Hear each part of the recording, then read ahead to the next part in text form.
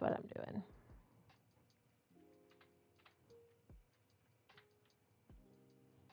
Dignitaries and tea parties.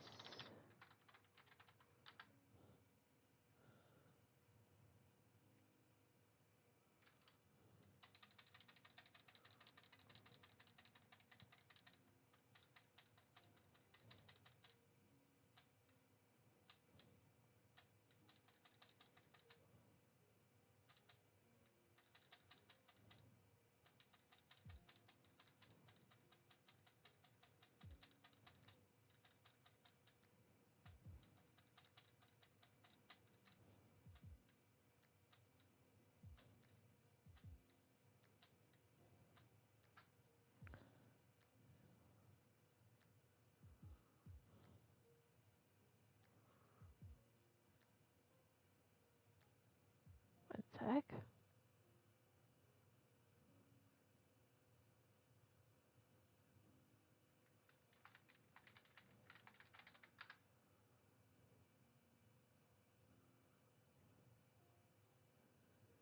I don't know why Tapas had to sign me out. It's annoying.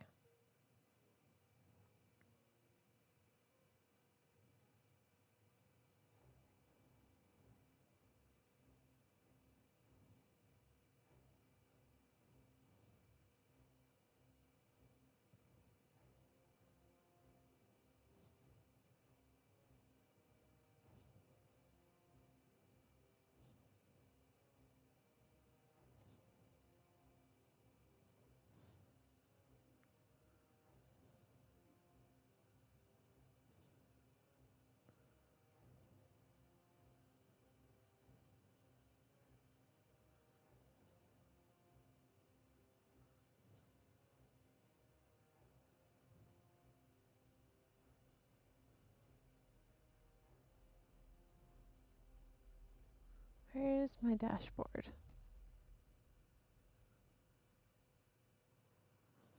Where did my Tapas dashboard go?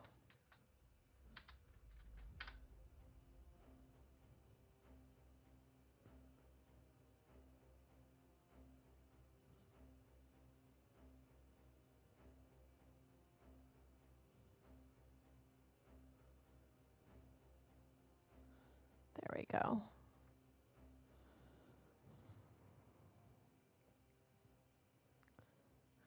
Episode 7.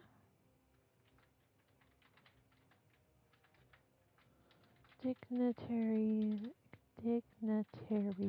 and I know I spelled that wrong. Dignitaries and tea parties.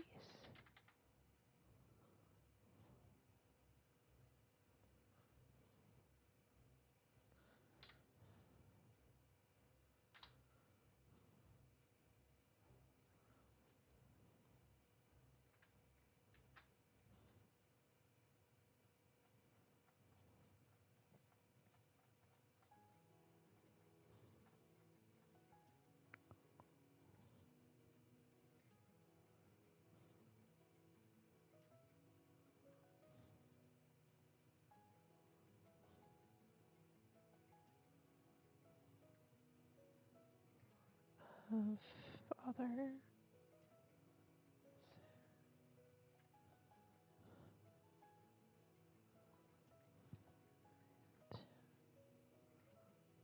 Skyship.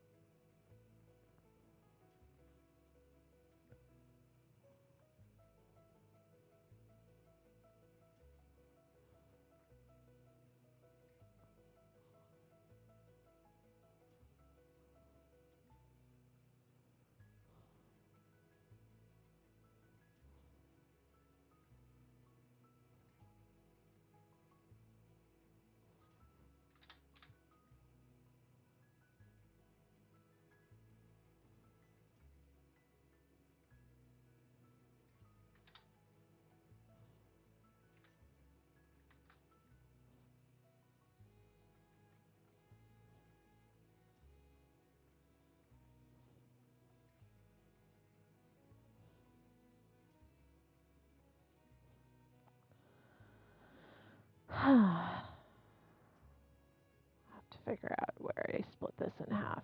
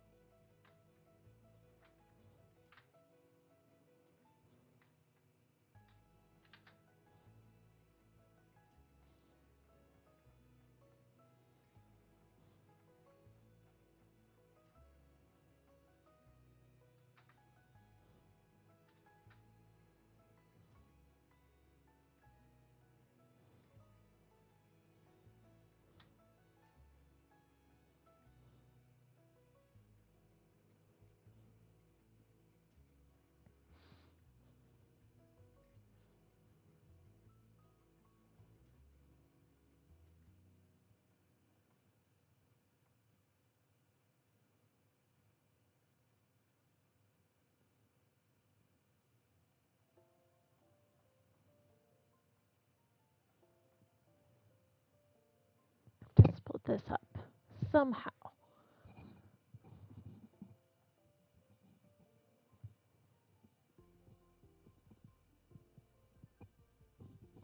I think I need to.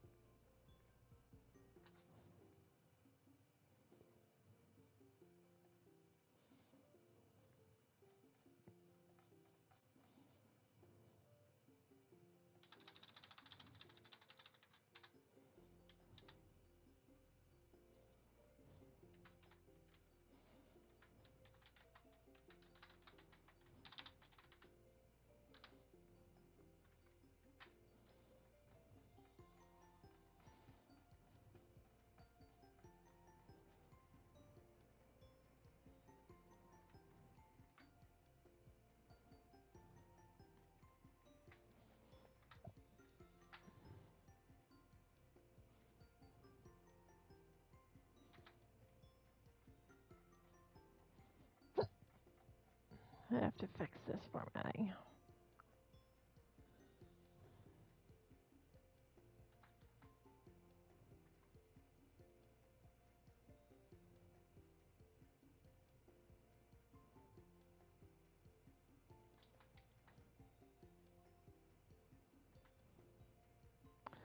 It's doing the weirdness again.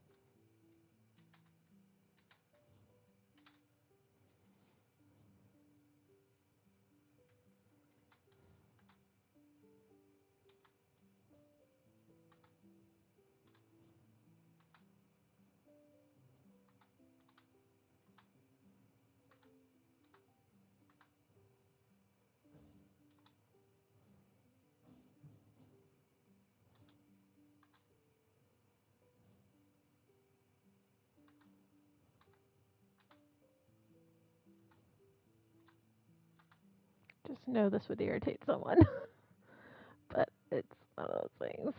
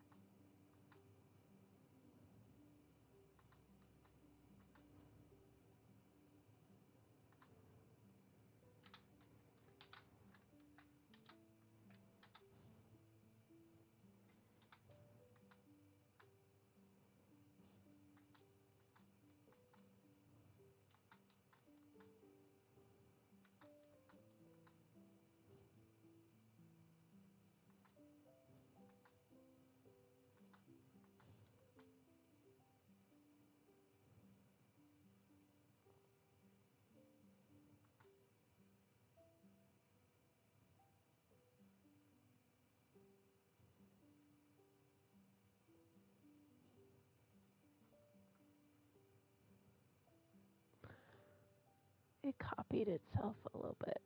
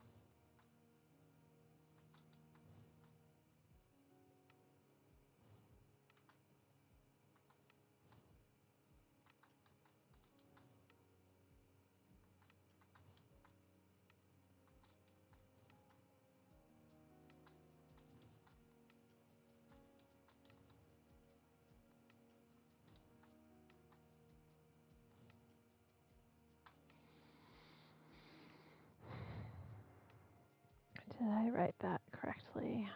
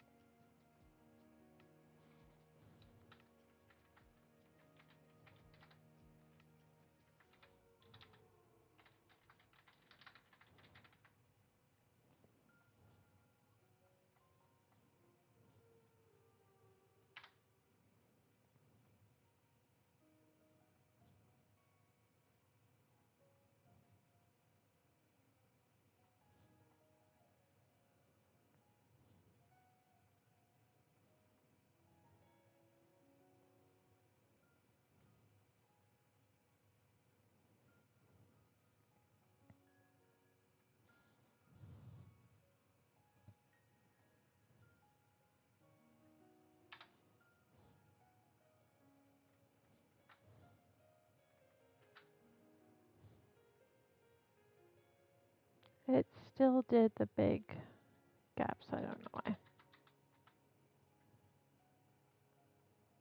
Not as big as gaps they had before. That's something.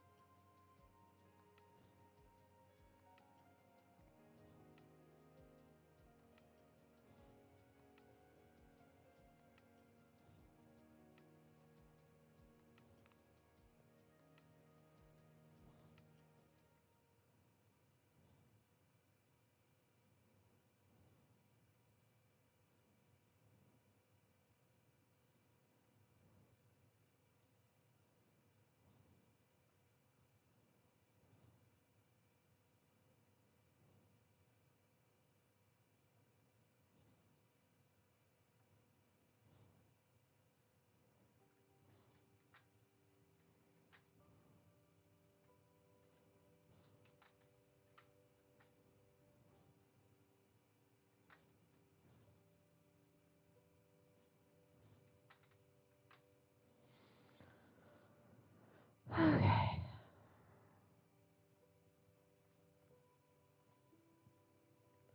That was an interesting.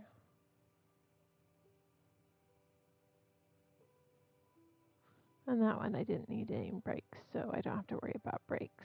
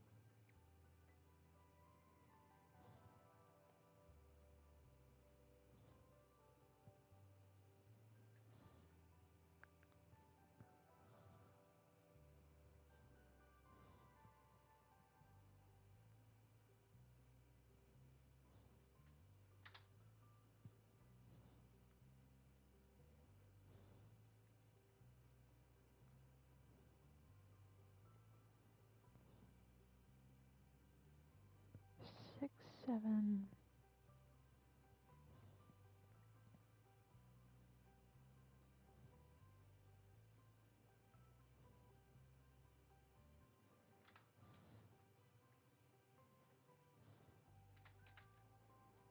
Dignitaries.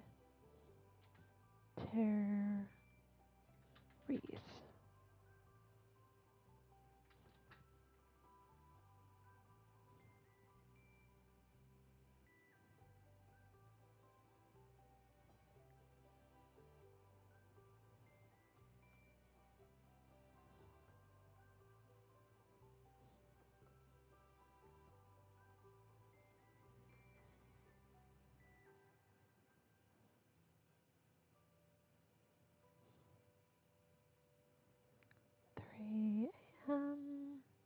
schedule.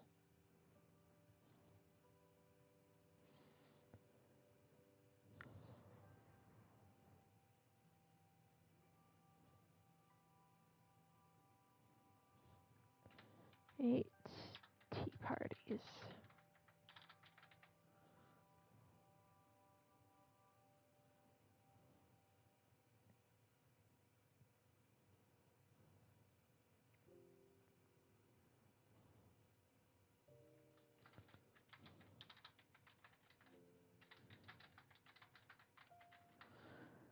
Episode 8 tea parties.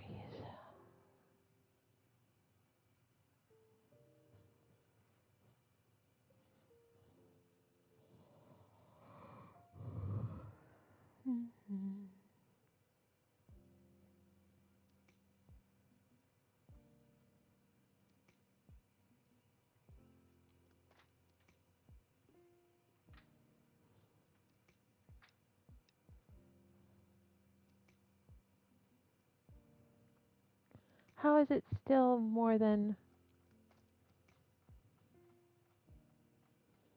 Seriously?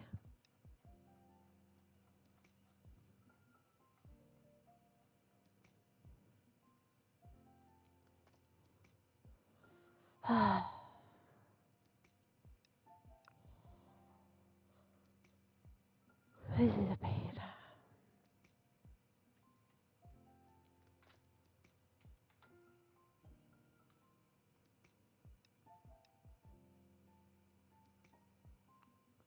It's only 3,000 words. Why does it keep on saying it's more than that?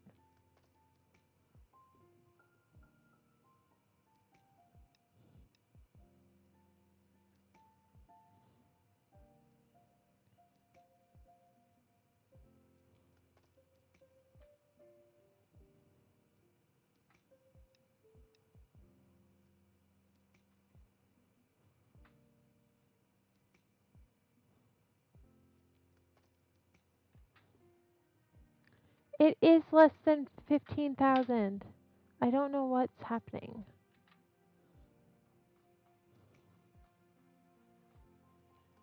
Like literally, I go and check how many words are in this and it's 3,000. What's going on?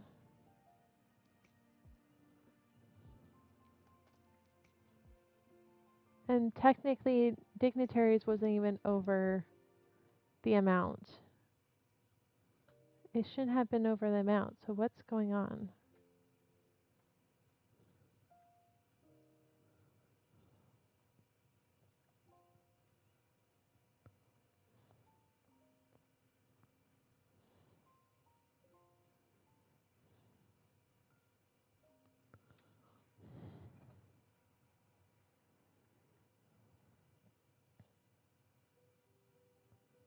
I don't know what's going on.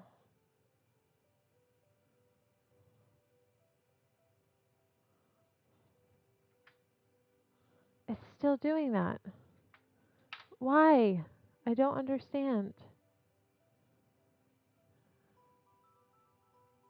Okay, I'm going to first make sure all this is Arial and 14.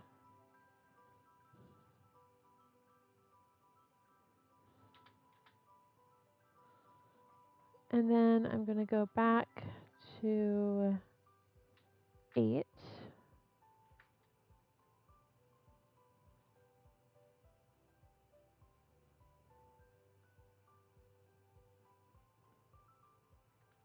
episode 8. There we go. And we're going to check how much is in this portion on here.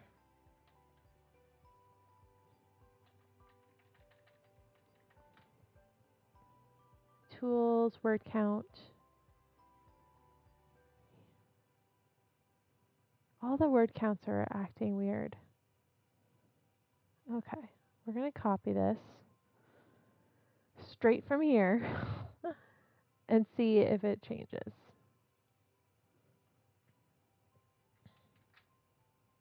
Okay, that time it decided not to be weird. I don't know what was going on. Okay, I'm not sure what was going on, but that was being a bit of a pain.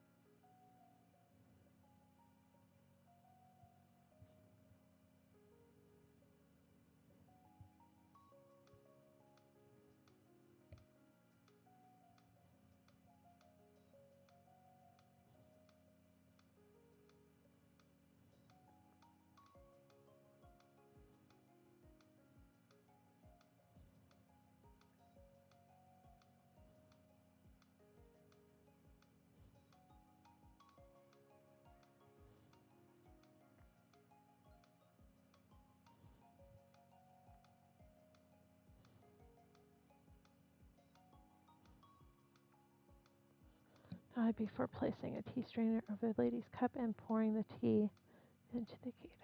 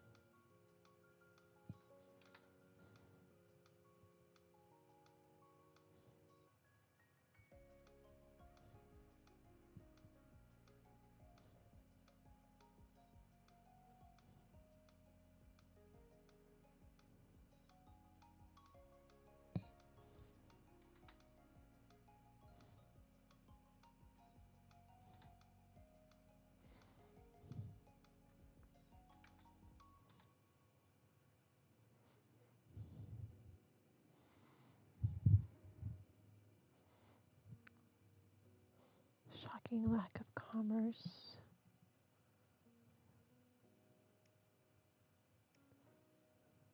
Crave to sip your tea.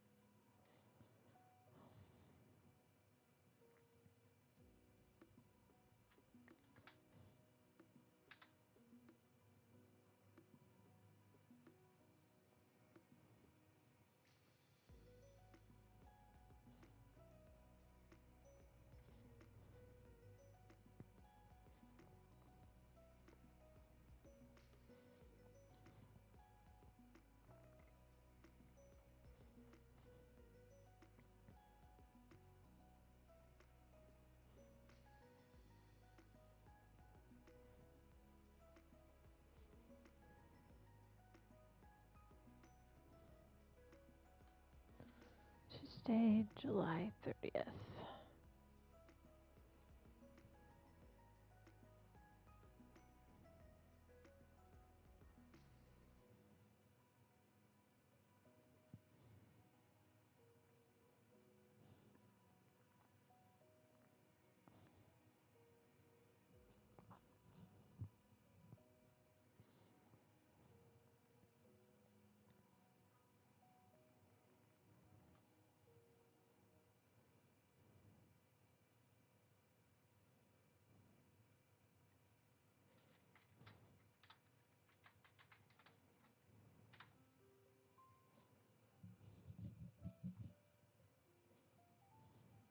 Oh nine, the W ball.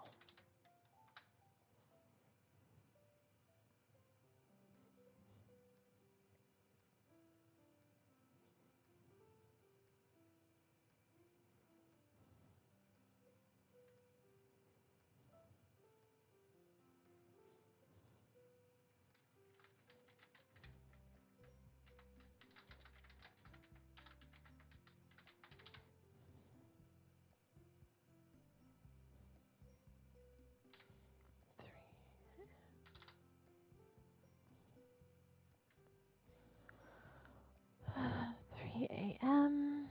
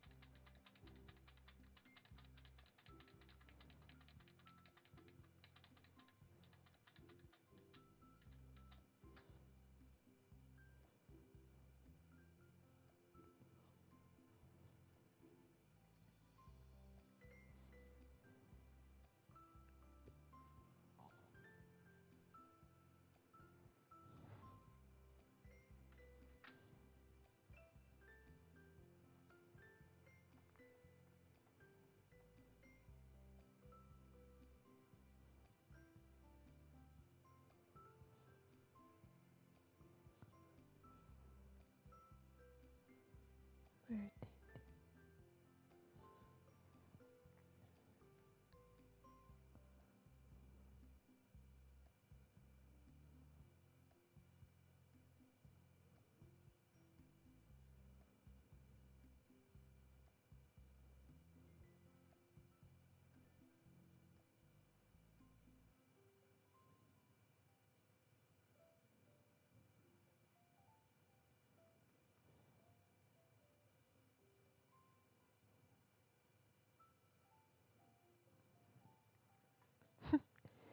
Came from switching.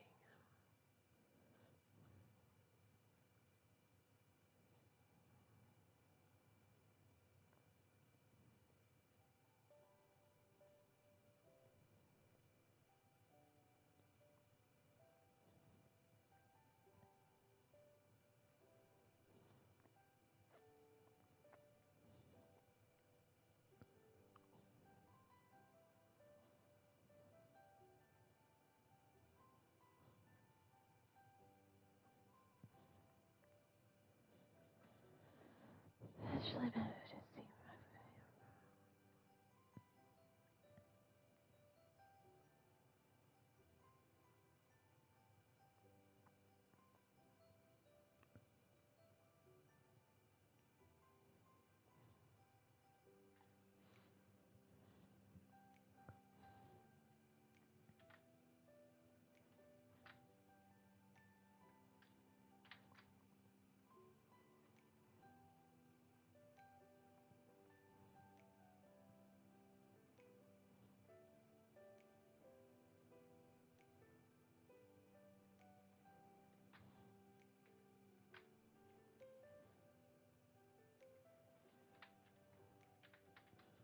W ball.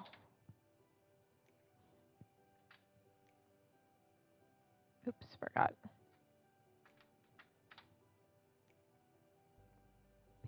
There we go.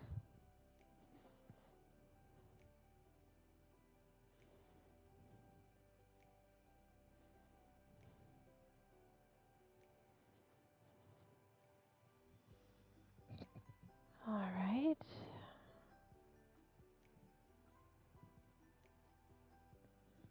Schedule.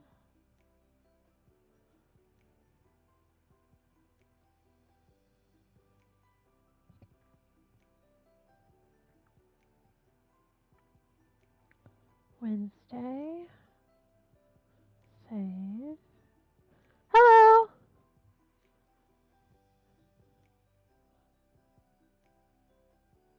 Yeah, I forgot to say hi last time. How are you doing today?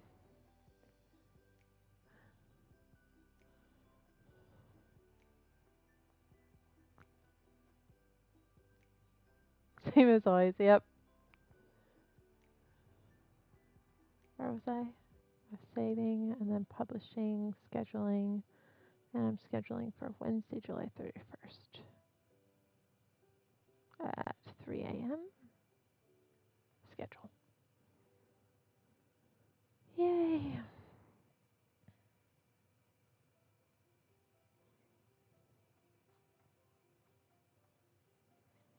Next up, we have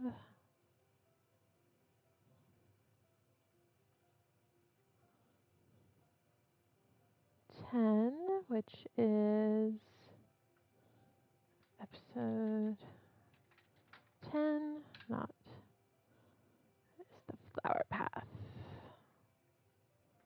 10, the flower path.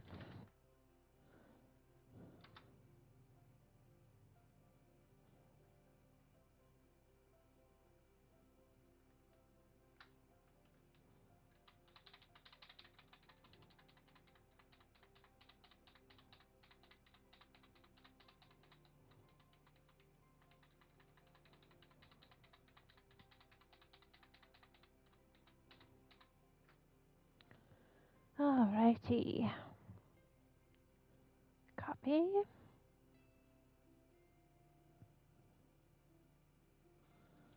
Episode 10, the flower path.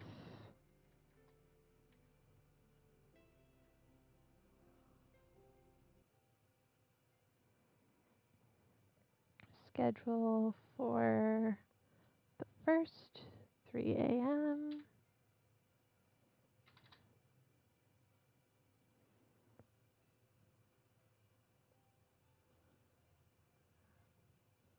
Which hack?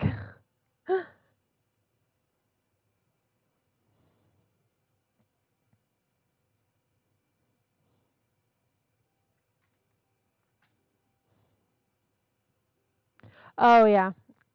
On this one, I decided not to do part 1 and part 2. I decided to just change the episodes on my main doc. Just because it just ended up working better that way on this particular one. On the previous one, it just would have been too confusing because I had previously uploaded on another platform that chapter, so it would just been too confusing. But this one I can actually split up the chapters if I needed to, so that's what I did.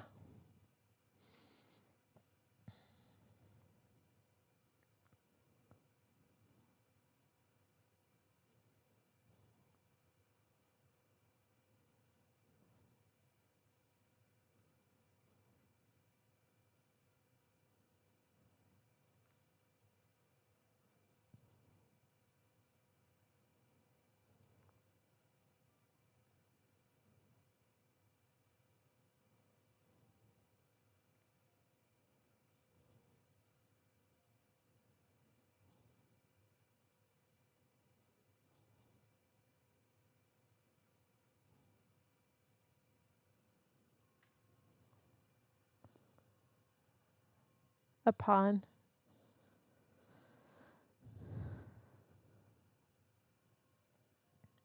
Yeah, I've been trying to remove several things that I use on regular times.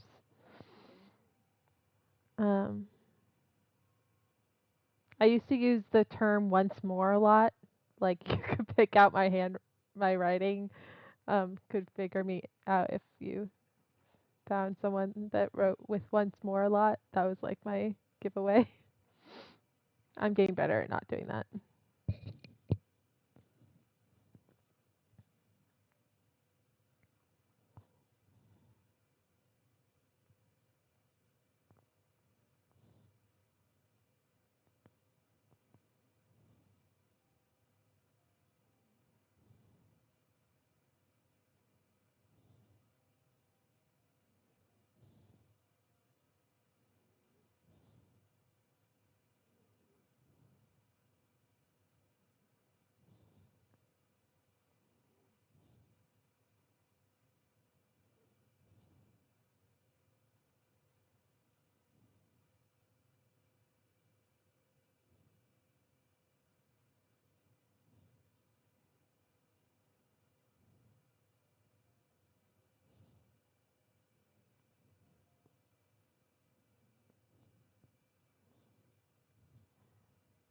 With them came the most interesting gossip. Dana was flourishing amongst the ladies as she gathered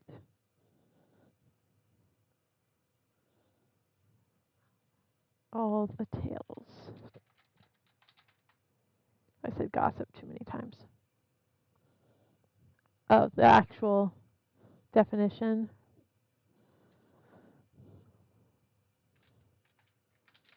I thought it meant like, yeah, developing rapidly and successfully or thriving, like a flourishing career.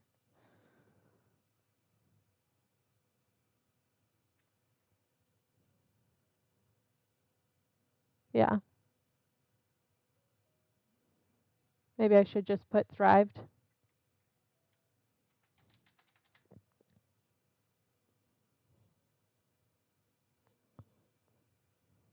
There we go.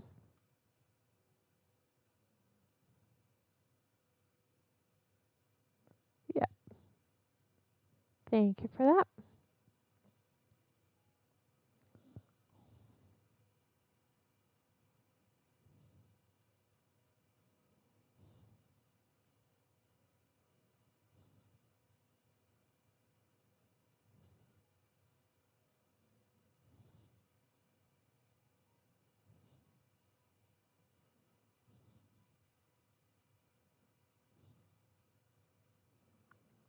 Hello.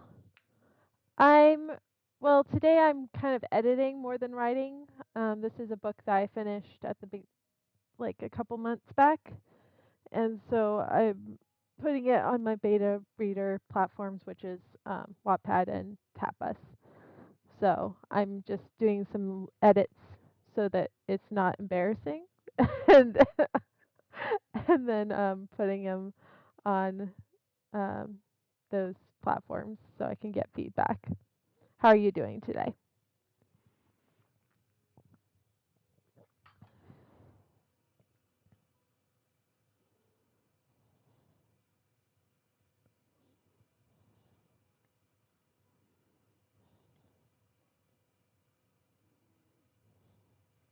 Her visit. As Rhea was checking on the private tea room, she was nearly run over by a young noble lady that she recognized from her visit, from their visit, their visit before. Yeah, that sounds better. Glancing back into the room, she saw no one, but the window was open. Coming into the room, she went to close it, only to find a figure.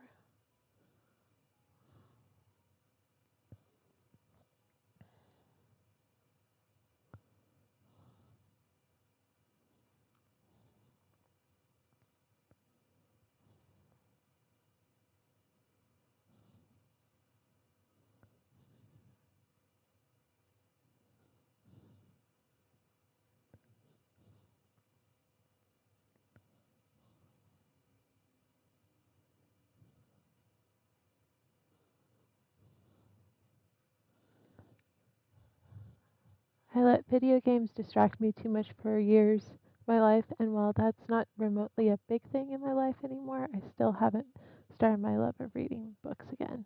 It's a habit I must resume. Yeah, I got back into reading um, through a lot of translated Asian novels. I always feel a little embarrassed saying that, but I don't know why, but that's that's what I got into. And once you get past the, you know, sometimes the poor translations, um, some of them have some interesting, crazy plot lines, and they kind of like keep you interested. Some of them drag on for like a really long time, and then I lose interest. But some of them are just like a healthy, like what at most 130 chapters, and that's healthy compare comparatively for a lot of different web serials that come from Asia. Um, but I just have a hard time focusing on books. I'm a very much a mood reader, but I found with translated novels and that kind of thing. No, you heard right. That's small. That's small for web novels. There's some web novels that go on crazy long. Like that seems long to most people, but I mean 130 is like small in the web novel community. I've never gone really past any books that have more than 130 chapters just because I lose interest. Um, so like I said, I've completed a couple that were 130, but and under.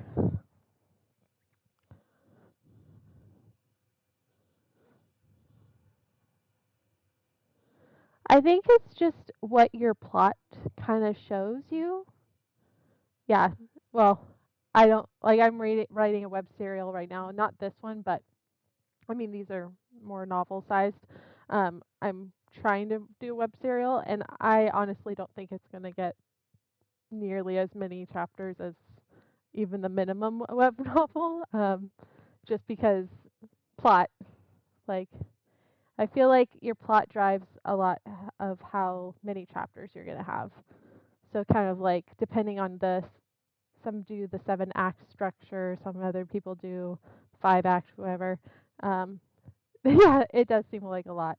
So I think it just I think most novels depend on like the what's driving the novel. Like, is it the characters or is it the plot? And if it's a quicker plot, like an adventure plot, usually those go, I would think, relatively quickly. So, um, one of my favorite books that if you want to get back into reading books and you like mystery, and I love Egyptian mysteries, probably because my guilty pleasure love of The Mummy. Um, Elizabeth Peters books are really, really good. I feel like they kind of draw you in and they're not too long. Um, Still working on my outline. I haven't decided on what drives the novel yet. Yeah. I find once you figure out the theme, a lot of the decisions come a little easier. Um, that's one of the parts that I was hitting a wall with my current work in progress is I hadn't figured out my theme for a while, and so I was hitting a lot of walls. But I think I figured it out now. I haven't read that.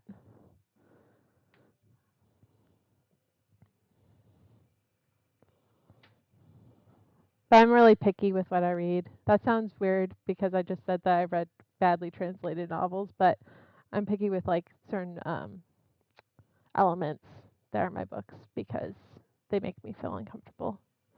So um, that would be probably not a book series that I would read.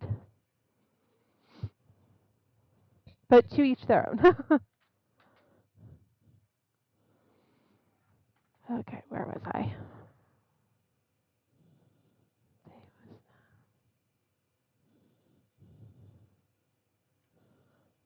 Uh, that doesn't sound right. The day was not to end without a bang, for it would seem a crying mother would find her way into the halls expounding how her child was kidnapped.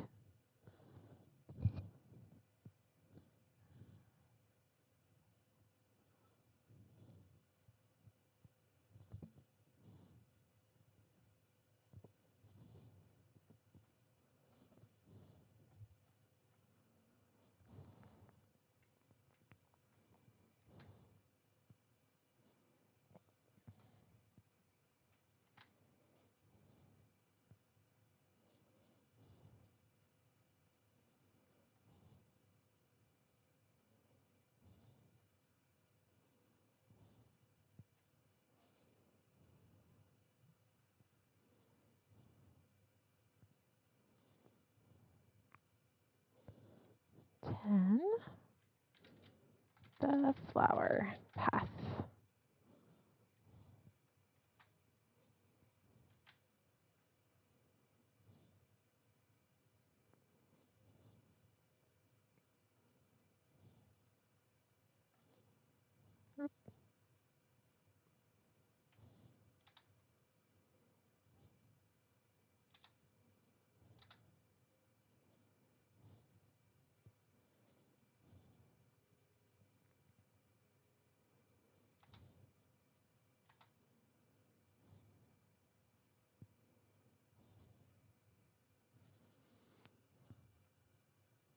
I'm not sure about my theme either. I started off when I was 15, kind of playing with theme. Now I'm plotting it. I read a lot of webcomics on Tapas. How is the novel side of things? I imagine it's a bit easier doing it all piece by piece, but I honestly don't have the experience of publishing anything on Tapas or any other service. Well, I'm just starting on Tapas. I've noticed my views on my first novel that I posted, since it shows as completed, even though it's scheduling to updated, has been more than my most flower path. And I think that's just because they know the other one's completed, and so they're like more invested in it. Um, I haven't really gotten any likes yet, but I've gotten a couple bookmarks. But it's really, really new on Tapas, so I don't really have a lot of like real time information, I guess, on that. Wattpad, I've been on for a couple years. Well, actually, more than a couple years, honestly. Um, I had a rebrand, and then yeah, joining book clubs are really a good one. Um, Not where you exchange, not like the illegal kind of comments for comment thing. It's more where you give each other like um, critiques, like but honest, but like polite critiques on your works. So I got a lot of views from that, and then I had a couple of readers that continued reading after, even after they gave the critique. So that helped. Um, and then I've had a couple people come across it just by themselves. Um, but definitely, I've heard from a lot of people on Wattpad that it takes like a while to get readership, especially on, excuse me, like niche things. But I've just learned that I have to be patient and keep putting myself out there, marketing my books. It's hard, but it's kind of the way I'm trying to get my readership before I think about doing like big publishing. So, or not big publishing, but self-publishing.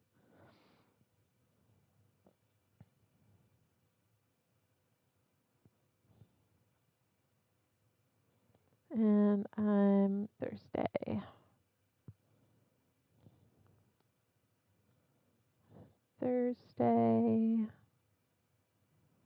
the 1st.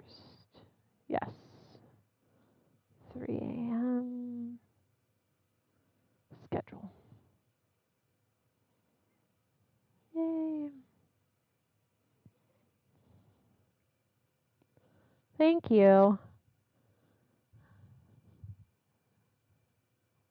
Like to think that most of us start writing for ourselves rather than others. As the saying goes, build it and then it will come. Yeah, that's what I'm trying to do. I'm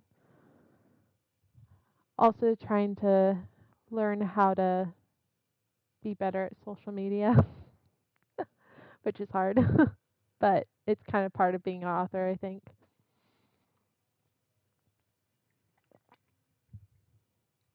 I got some really good tips from one of my viewers previously. So um, I've been trying to implement them.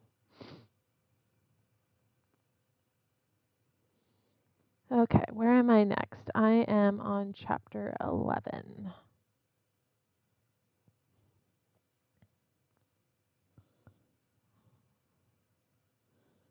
Episode 11. Oops, 11. That's great. I feel that for the most part writing has a very healthy community. I believe so too, yeah. I mean, in certain there's always like not scandals, but there's always something that will happen here and there, but for the most part I feel like it's a very welcoming community. I just don't I just stay neutral honestly whenever something's happening. I don't get into it that much.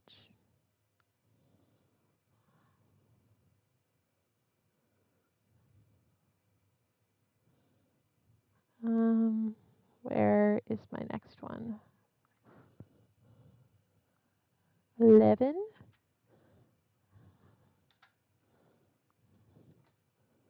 And where are we? The one I'm currently editing and that kind of thing is let's see. I have my list. It's kind of a elemental fantasy world, and she kind of arrives via a portal. Kind of like gets She was kind of like an experiment on her planet where they like she kind of grew up in a lab, and then she's kind of like deemed like inefficient, so they like just chuck her into like another dimension, and she has to like kind of like navigate the world only with like her AI that she's kind of grown up with beside her, and it kind of goes through her story kind of being adopted and getting a name, and then eventually creating a business, and then um and then possibly having a romance. Let me get my summary up.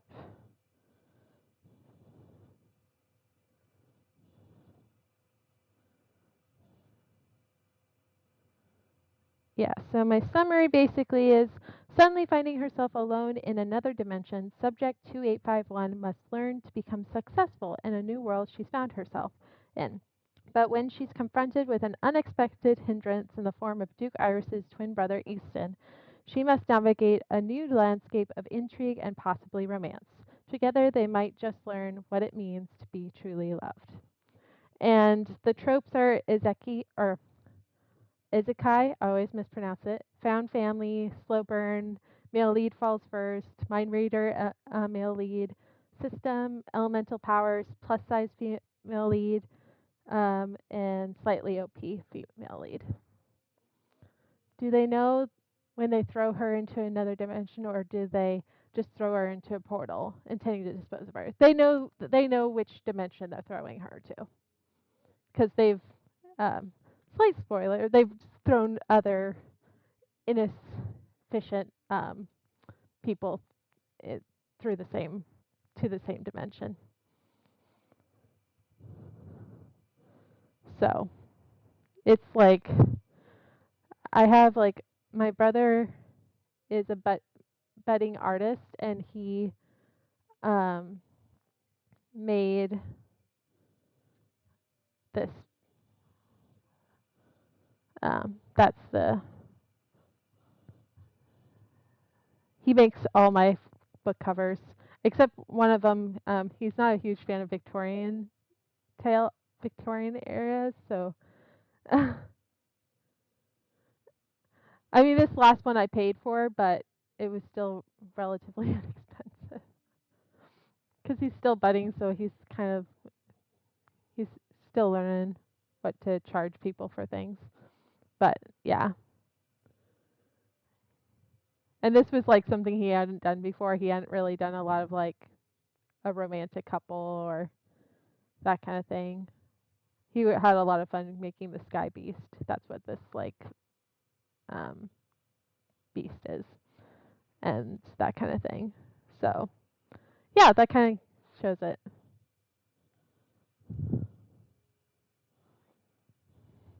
Being the older brother, I often have to deal with his rebellions. Of course, this doesn't mean that I intend to demand cooperation. I'm also the older sister, so um, thankfully my brother's a good kid. I mean, he's not a kid anymore, but I always think of him as a kid in my brain. That's just how I think. But yeah, he's a good young man.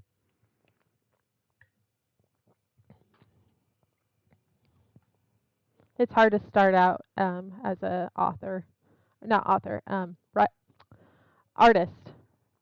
It's like very intimidating.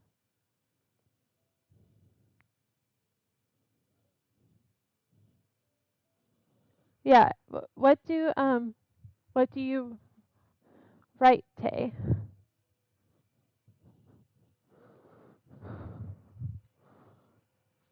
That's okay. We all have to start somewhere, and sometimes like projects, like my first couple times trying to write, like I had several projects that were like love projects and they just didn't go anywhere. But I like worked on them for years, and eventually I like tried new ideas, and that's when I ended up finally writing a book. But it's I mean, I've known people that also work on projects for years, and then they end up publishing that particular one that they've worked on for years. So it depends on the author. Cyberpunk. I love good old punk worlds. TAE.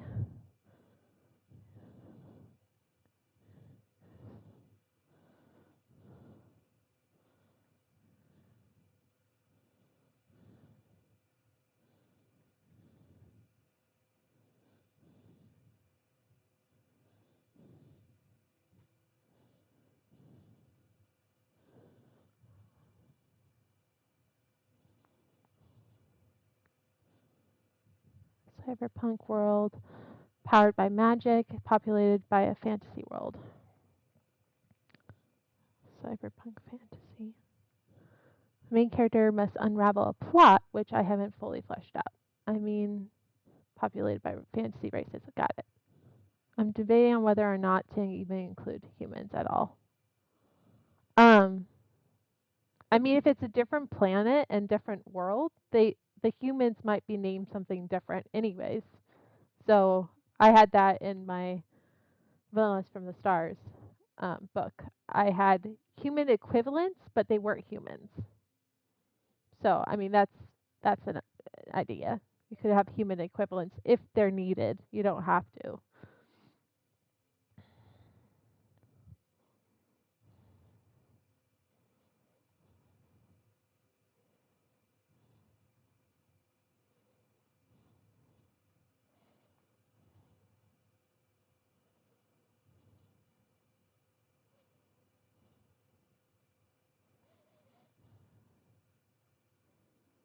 Okay, that's awesome. I like elves. And are your elves like the tall kind, or like there's different like elves, like Tolkien adjacent, or are they more like are they like like what do they look like, your elves?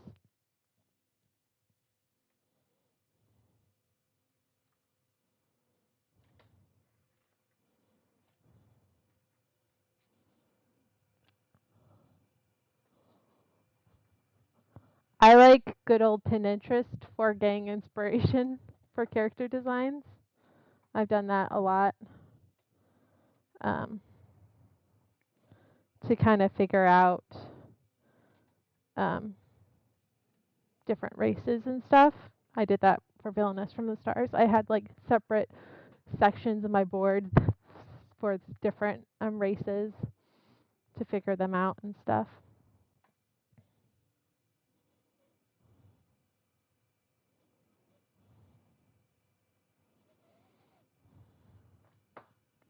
High elves, dark elves, and something else. Orcs will be included, but I'm not sure if they will be an offshoot of elves or an entirely different race. Okay. Sounds like you have a good start. You know, having the world building is important because it lends to like the character building.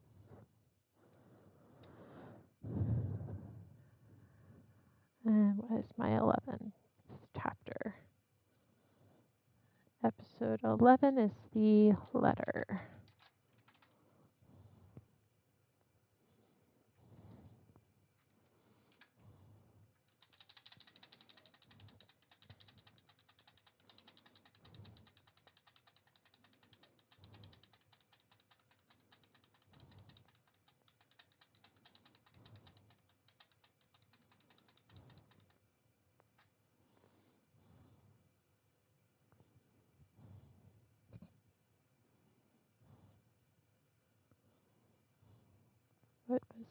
the letter.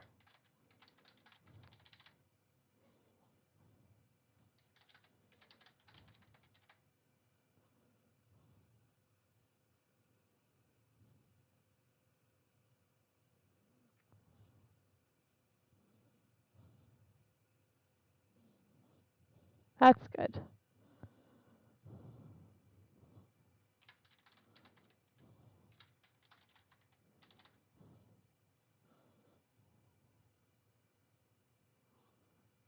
Schedule Friday, 3 a.m. It's good to take pride in your work. But I think it's also important to like not get hung up on certain things, especially in the beginning, because I have a streak of perfectionism and it stopped me from writing for a long time. I had to like purposely get over that uh, on a regular basis. Might not look like I have perfectionism, but occasionally I do. Rhea let out a shout of joy as they spiraled up into the sky. The horizon.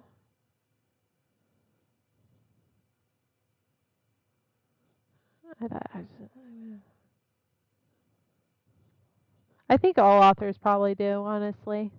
We all have that like perfectionist voice in our heads that is trying to hinder us a little bit. It's good to use it to our advantage later on, but especially when you're editing. But like when you're first trying to get that first draft out, don't let it overtake. Lucian waited for her at the door, having no doubt seen.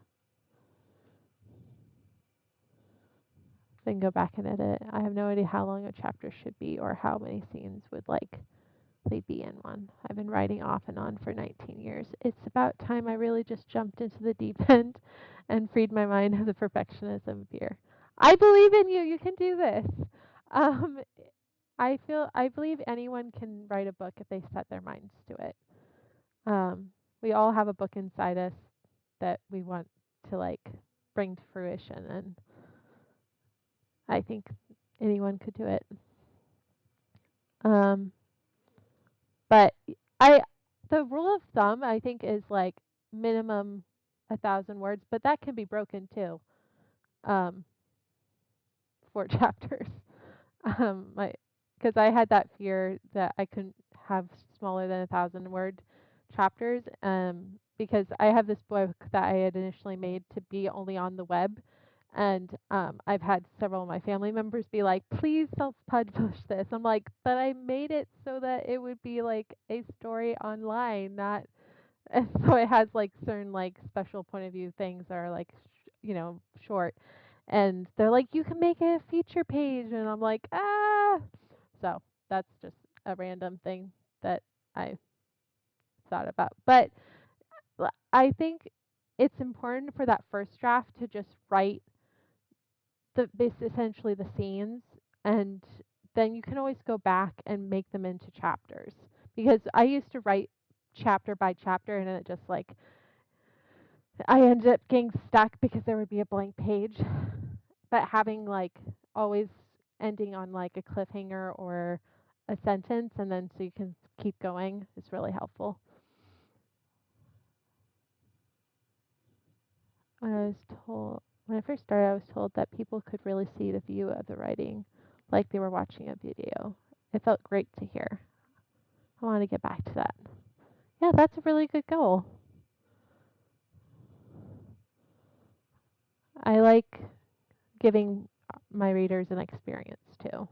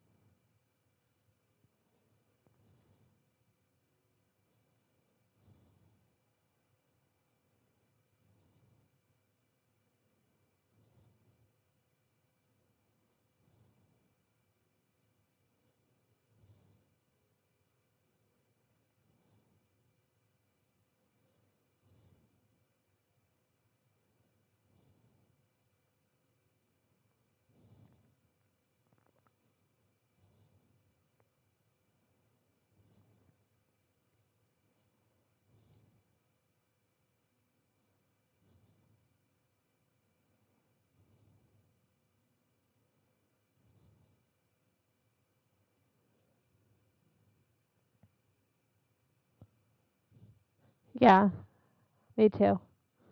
So does Wattpad, but Wattpad, as as Orem, me, I need to find out what he prefers as a nickname.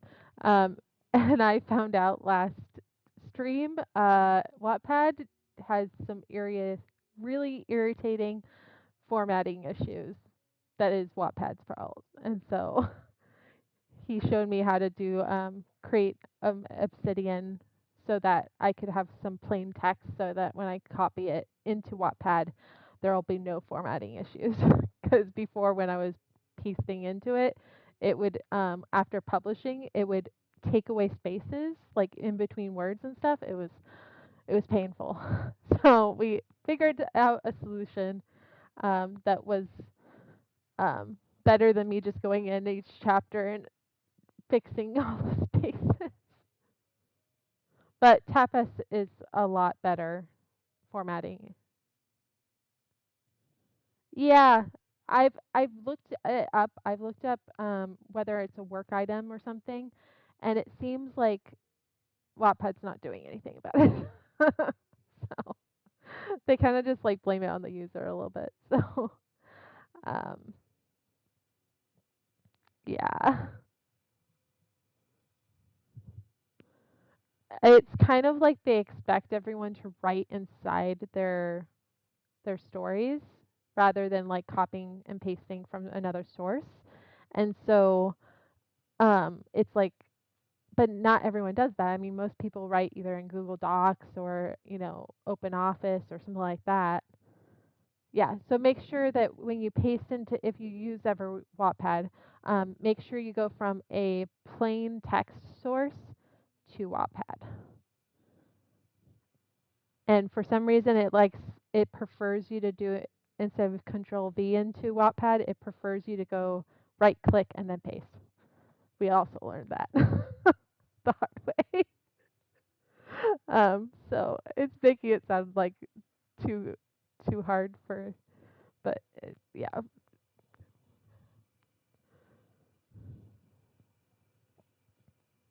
I think it depends on your genre. I know a lot of people go to Royal Road for like lit RPGs and sci-fi adventures and fantasies. Um, I just why I'm not cross posting there with my stories is I'm not sure how well they would do on Royal Road. And then second of all, you have to go through like hoops in order to prove that the stories that are on other platforms are yours. So you have to like show like either like a video of you like editing things behind the scenes or um like or have like a email straight from like the people saying that you're the author. It's like on one hand I'm like okay, it makes me respect Royal Road because they want to make sure no one's like copying other novels and then putting them on Royal Road. But on the other hand, it's like a lot to go through to get cross post um onto Royal Road. So yeah, I haven't decided what I want to do with that yet. If I want to do Royal Road or not.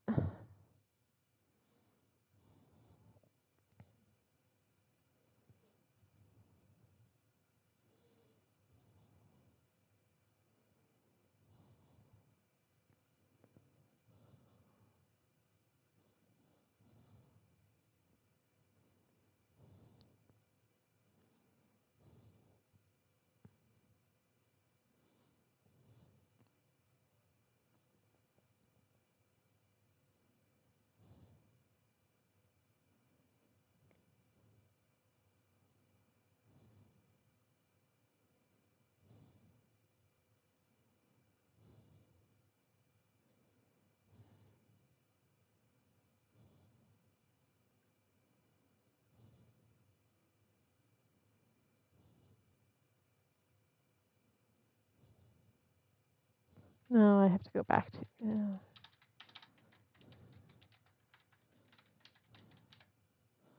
No, I said to change it, but I needed to say that.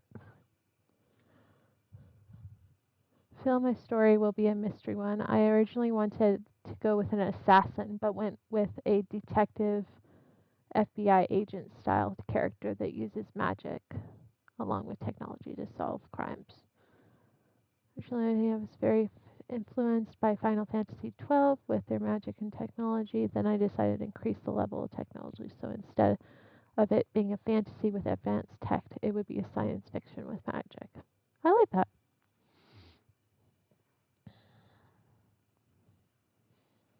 Most of my novels are more like fantasy with science fiction elements,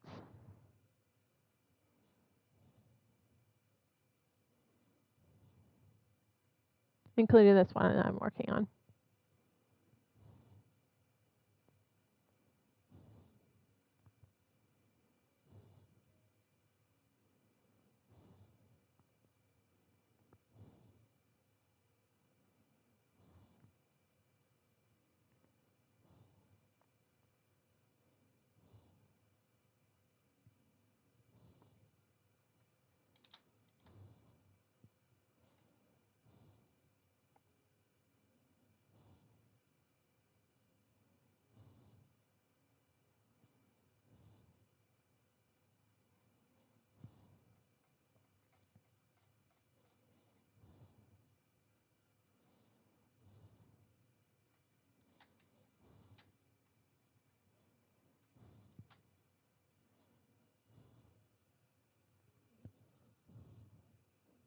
I think they might be working on their project.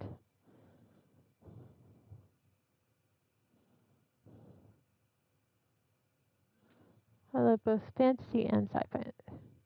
Regardless of main character's job, they had to be a mage of some sort.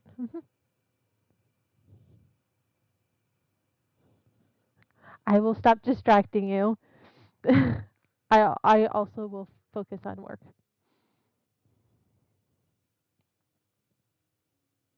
Okay.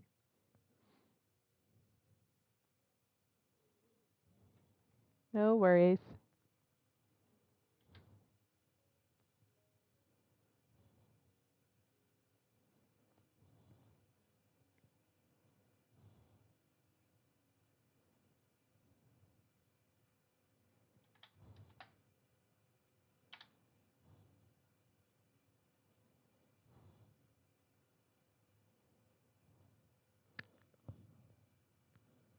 That's good.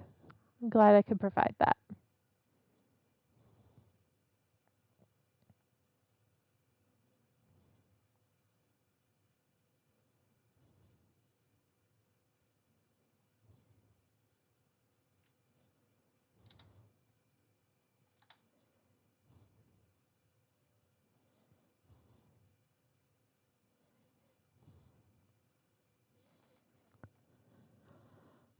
Save.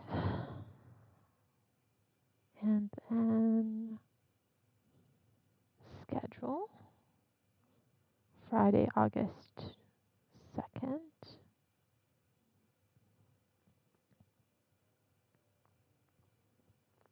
Save. August 2nd. 3 a.m.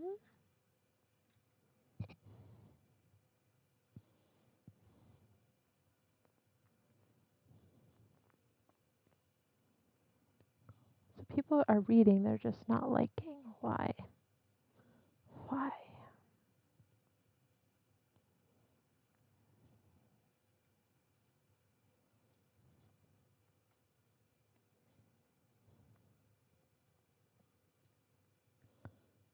Okay, next up we have 12.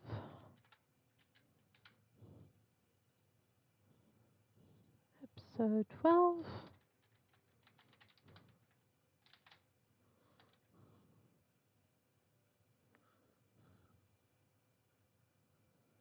Episode. I can't spell. So 12.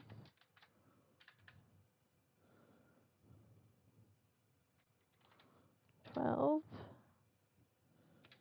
The Crown Prince's Engagement Ball.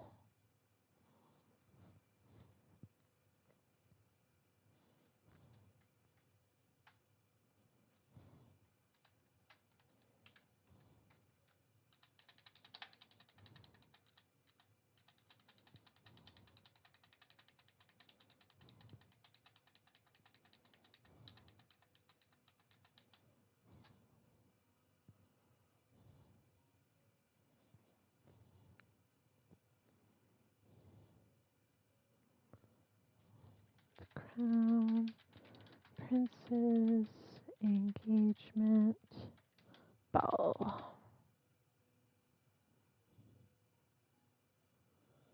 3rd, 3 a.m. Schedule.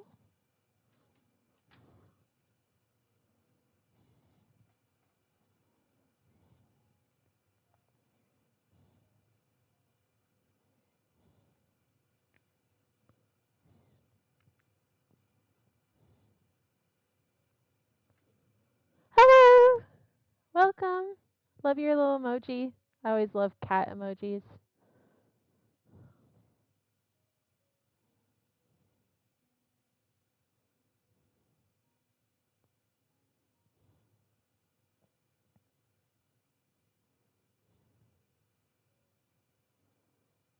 I'm editing today and scheduling uploads for this project. What you working on today in Tanchi?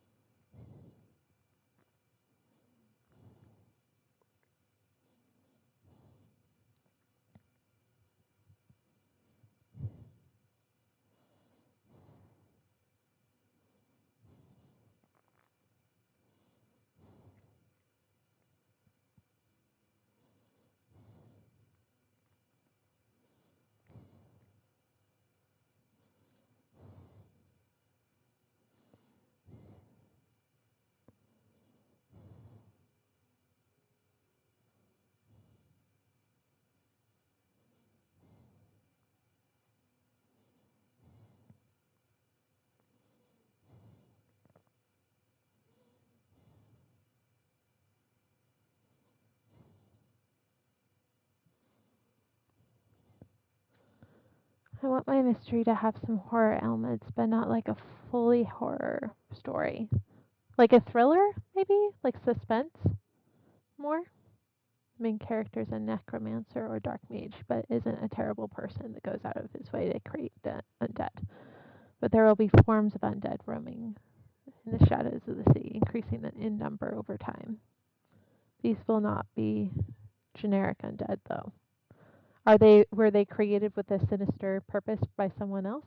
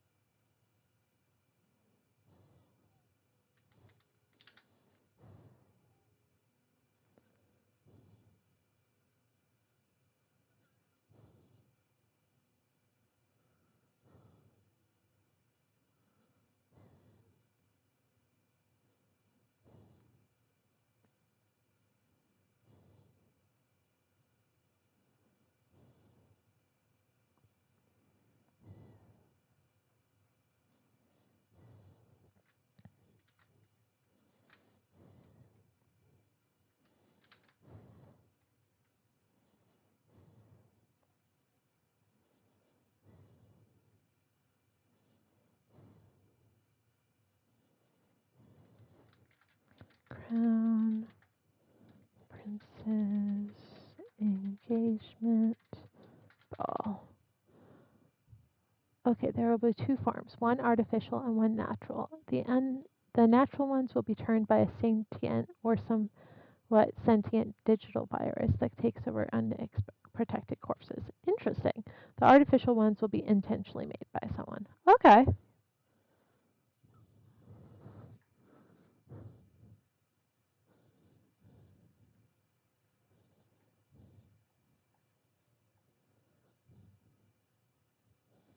See, it's starting to flesh out.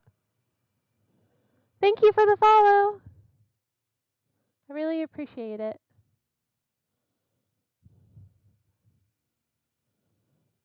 So it's like the plot that he's trying to uncover, or he or she is trying to uncover, or they are trying to uncover um, something to do with the artificial ones.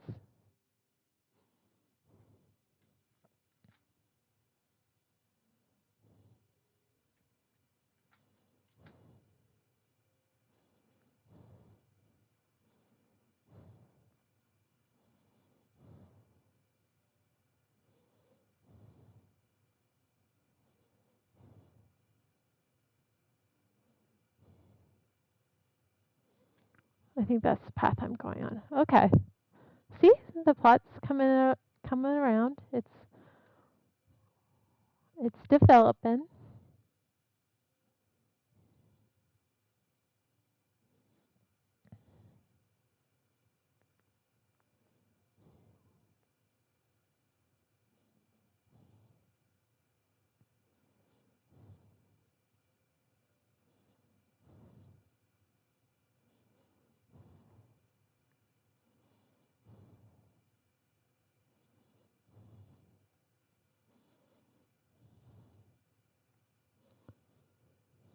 Schedule.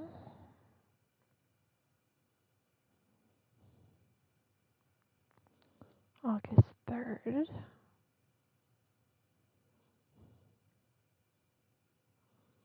At 3 a.m. Schedule.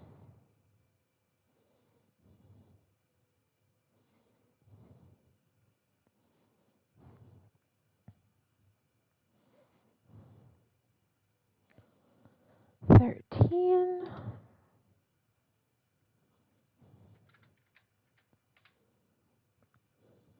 The natural undead are not actually natural though. Most people that die just die. The virus is slowly expanding thing. Okay. So it could be kind of a subplot or the main plot. That the really dangerous thing is the virus, maybe, or something like that. So 13. Because like, I feel like a technical virus would be like more of a intangible thing, so it'd be harder to like, unless it's being created by someone, then they. But even then, it would have to be tracked down somehow, like through the technology.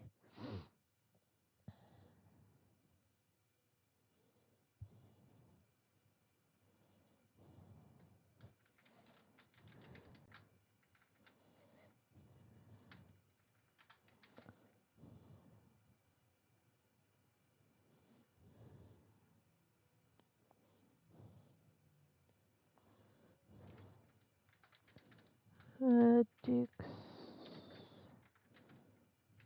secretary, Easton Iris.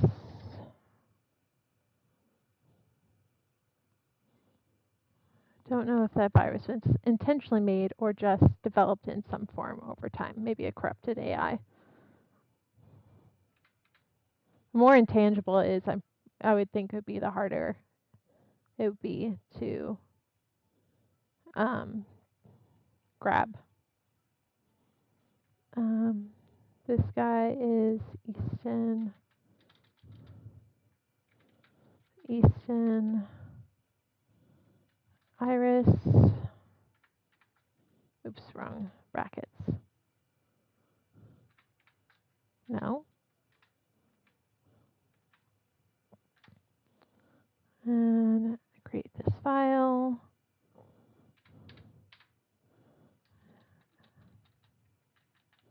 Title, Secretary to Duke Iris, twin brother of Duke Iris.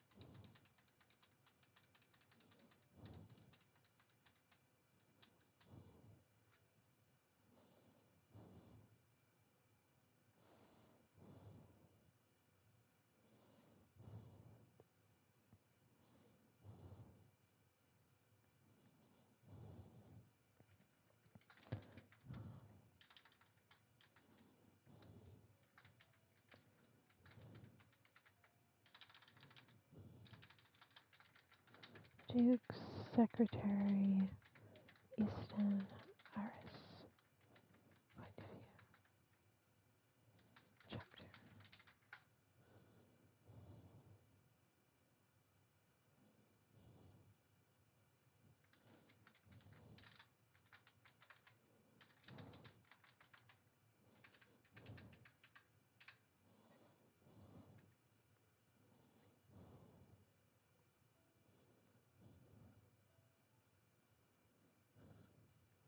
Three.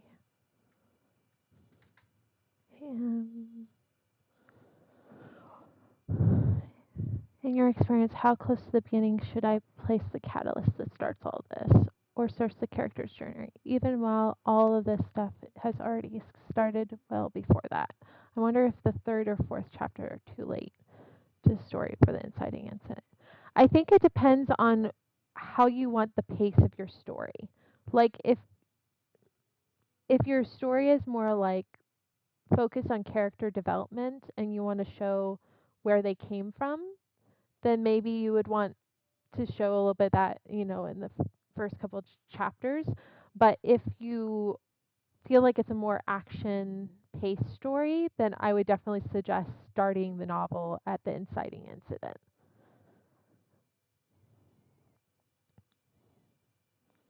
Or if there's like a smaller inciting incident, like if you don't want it to be too fast paced or you want it to build momentum, then have, like, if there's a smaller inciting incident, like a smaller reveal before the inciting incident, maybe start from there,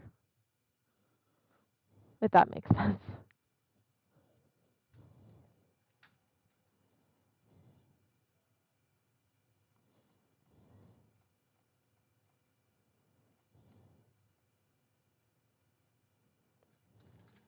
Duke, Secretary, Easton Iris, point of view, Easton. Excuse me.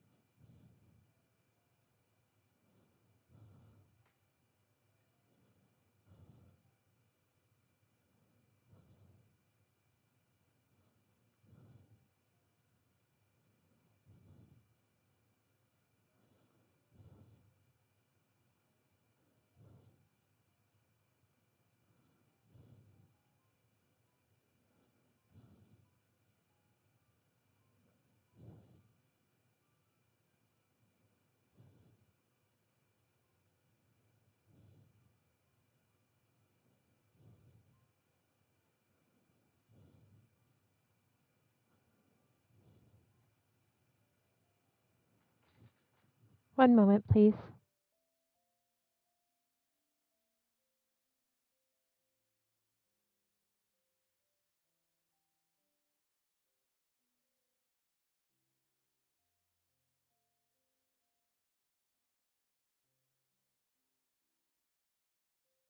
All right, I'm back. I'm still trying to oops, sorry. I'm still trying to decide on what the inciting incident is. The main character's brother going missing was something I was thinking of. Originally, in another variation of the story, I had intended for some mutated creatures of some sort to kind of pour out of a crashed shuttle into the city surroundings. Well, I think what I'd ask is where, like, what plot or subplot does the character's brother going missing starts?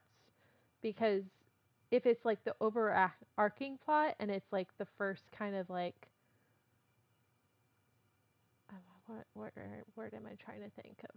Like the first hint, I guess you get of like the overarching plot, maybe you could have it as the starting. But if it's more like, because I feel like usually the inciting incident is something that kind of fits in with the overarching plot, and then things that happen afterwards, like after that first inciting incident, are kind of like hints to the subplots. But I mean, yeah, writing, you can always change the rules on writing, which is doesn't make it any easier, I know, but I think narrowing down like which arc you want to like focus on might help. Yes, exactly. Because that was the start of kind of like Bilbo was kind of that was more like starting at. I words are hard for me today. Um, you kind of get introduced to Bilbo, and then Gandalf comes, and then it's like the catalyst to like then everything that happens later.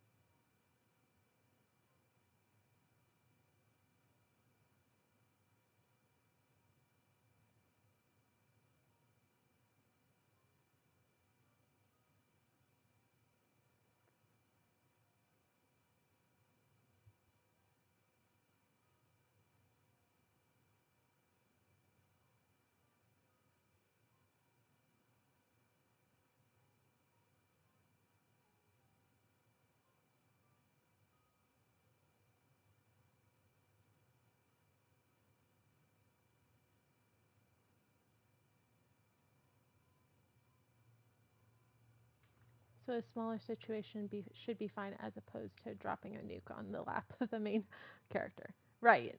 I mean, it like I said, it depends on like the pace of the novel that you want.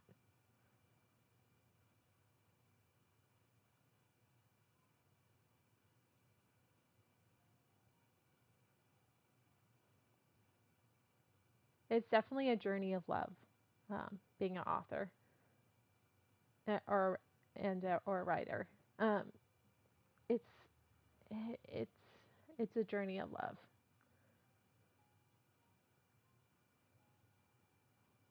Um, I think if you, I would research different um, arc plotting arcs like for outlines and see if there's um, one that is fits your kind of way of brainstorming. Like for instance, the snowflake method is one that might work. You kind of start with a one line of what the idea is, then you make a paragraph, then you make a page, and then you kind of just like realize you've kind of got started getting like more of an idea, and then you can go from there. That's kind of like a way of brainstorm. Um, I used the 7 arc for, I believe, Flower Path. Did I use the 7 arc? Which one did I use? It's in my notepad. I used a 3 arc one.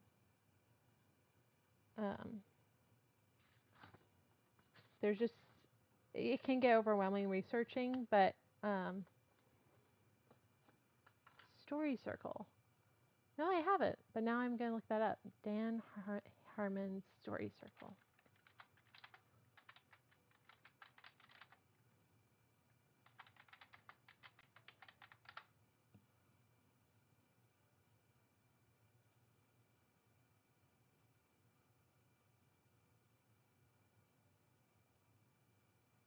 Oh, interesting.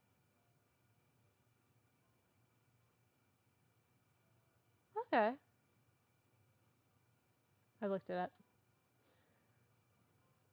That's definitely like something I could explore a little bit later. Is that kind of what you're basing your story off of? The circle?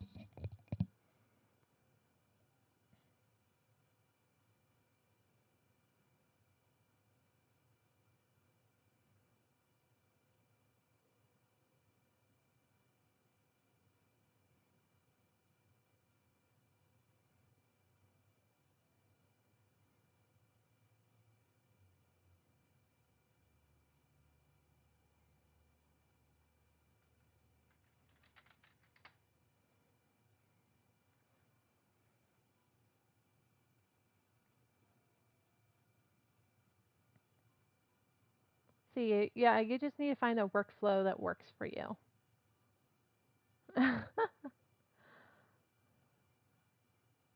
I think I've noticed I don't have the same outlining process for each of my books that I've done. Um, like my first ever story I did, Victorian Tale, I really flew on the seat of my pants for that one. I didn't even outline. I don't even remember how much brainstorming I really did before. Um, I can't believe I actually completed that one, honestly. That was a NaNoWriMo novel. And then my most recent Villainess from the Stars, I did 3 arc structure, and then I outlined not by chapter but by general scenes for each arc before I did them. So then after I finished one arc, I outlined the next one and so on. And then for Flower Path, I used the 3-act structure.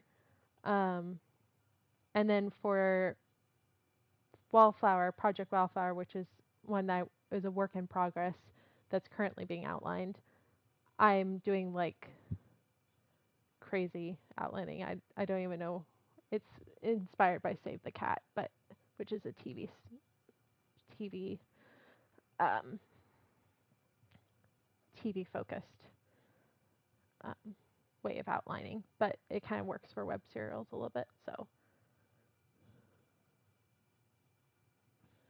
yeah, sometimes I feel like it's just some stories don't fit certain, like not all stories fit the same structure, which makes sense I think in the long run. And so I've noticed I've had to try different kinds of story arcs and outline methods for each one.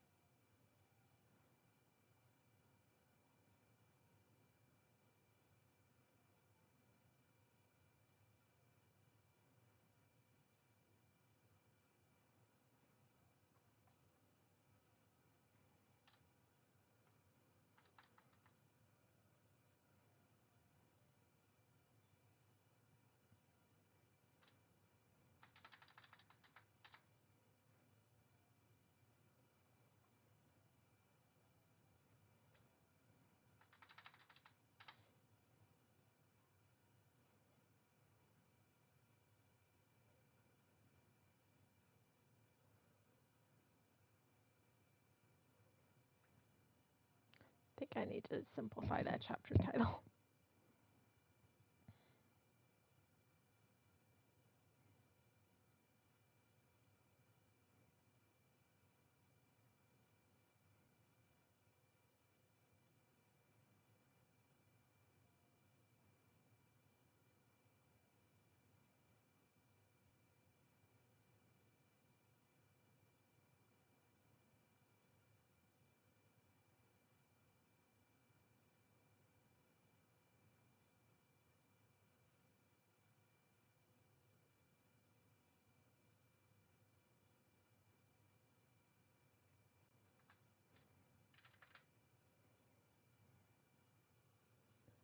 Do you remember if Sims 4 has a typewriter in it? I saw you like the game and I was thinking about how my sim would often get distracted by video games far too much. I was thinking that instead of a computer, I could use a typewriter instead.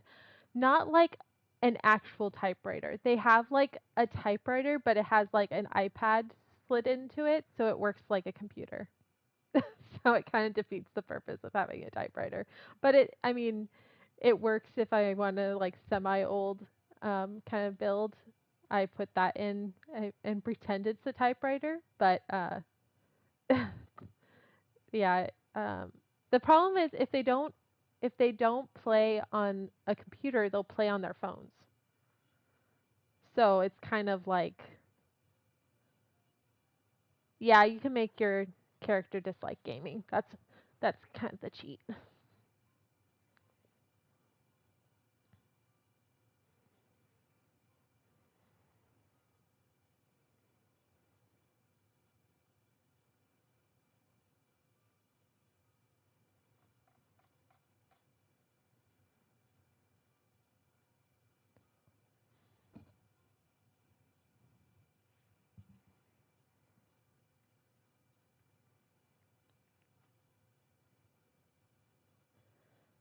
Sunday, August 4th,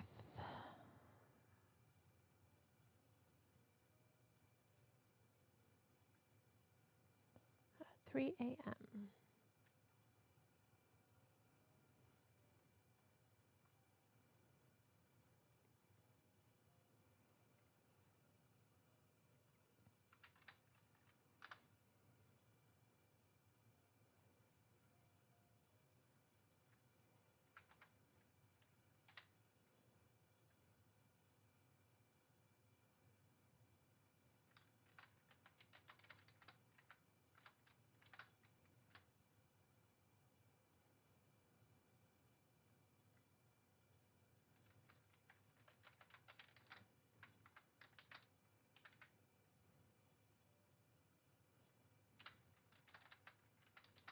Invitation.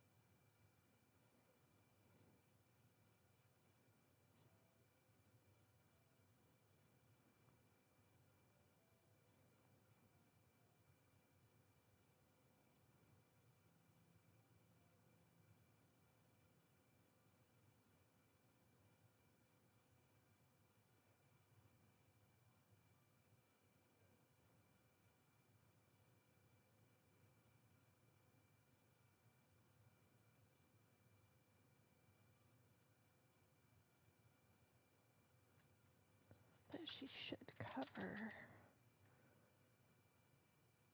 her eyes.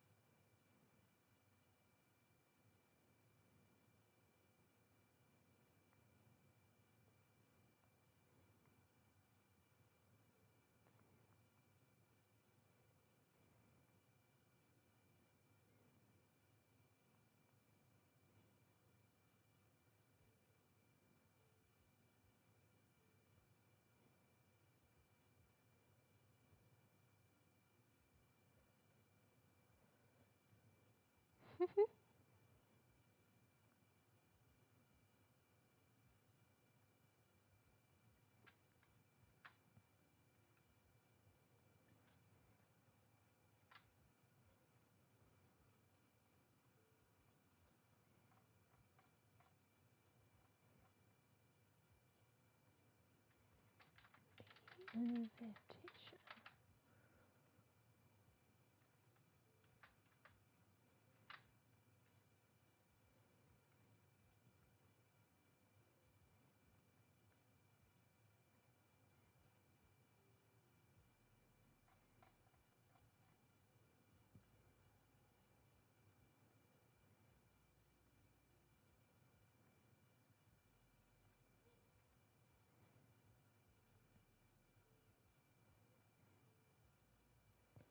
Monday, August 5th,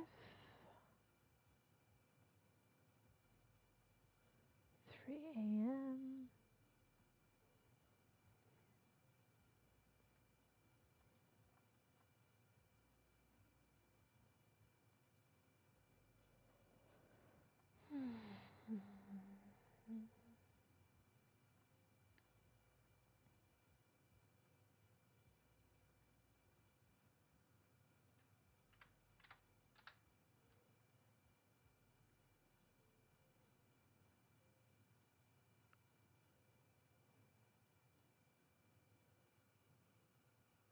Yep.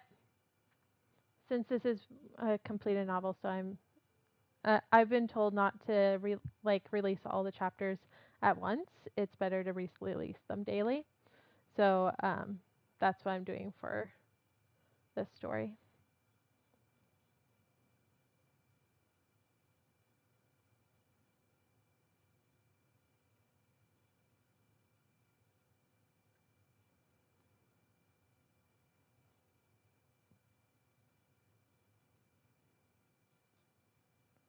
One, 2, 3, 4, 5, 6, 7, 8, 9, 10, 11, 12, 13, 14.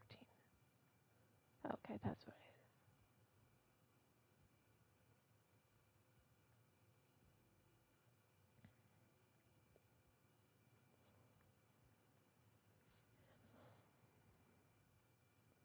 Yeah, I figured I'd do daily because for certain story, like I know on Wattpad, completed stories get read more, and so um, I thought the sooner it gets to completed, the better. But also, it's best not to like just batch or not batch release, but like release all of them at once either, because you'll get more traffic if you release them daily. So.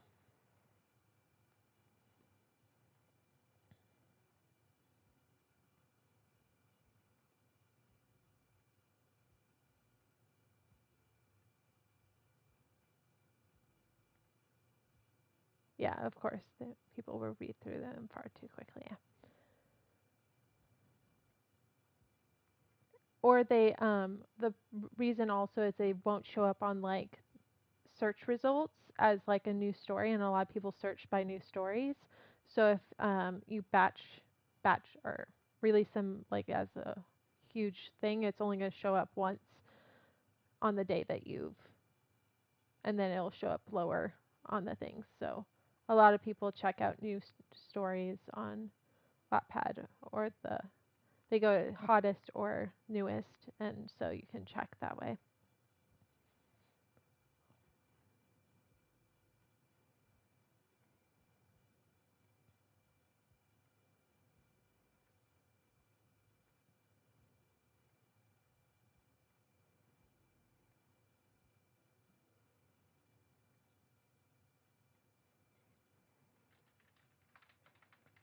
Episode 15. 15. And what is it? Episode 15. Stormed in.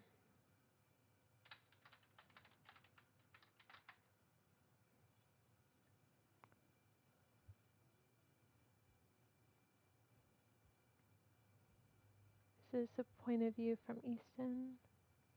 Yes, this is a Easton point of view.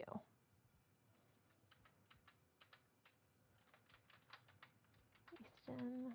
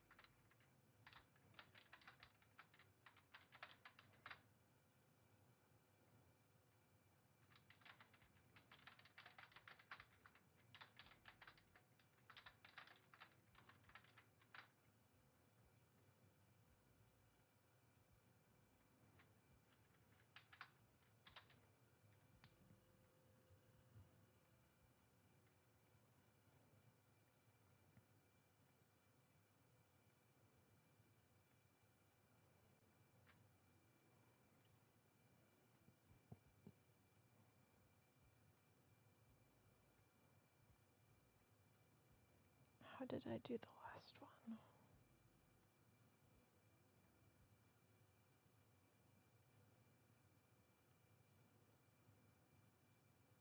I did it without that. I just went point of view Easton.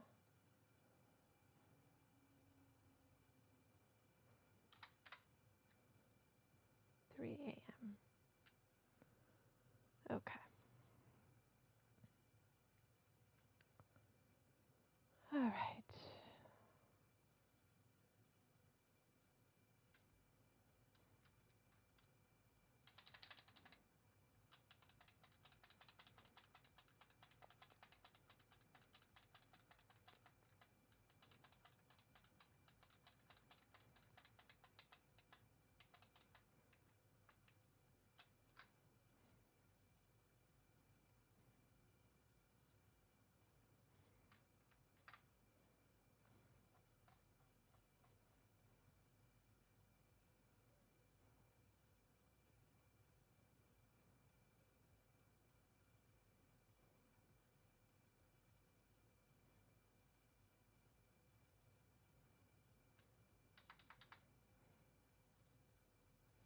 Cave they found was large, cold, but thankfully dry.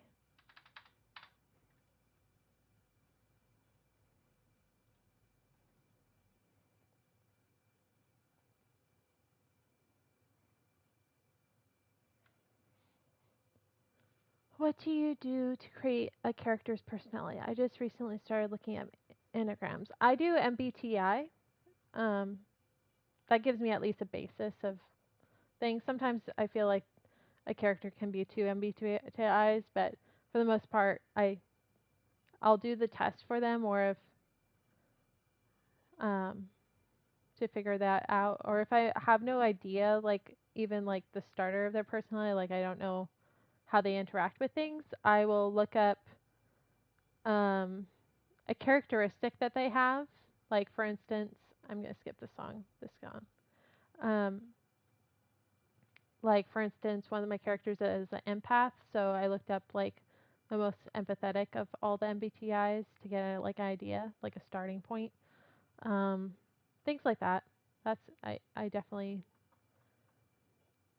assign for Flower Path.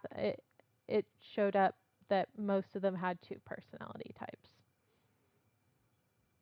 Just like ones that they showed in like to the public and the ones that they showed in private kind of situation.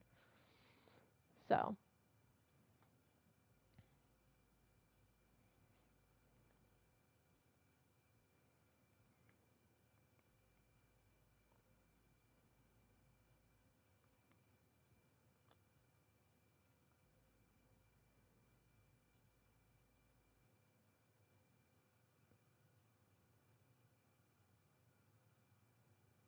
That sometimes happens.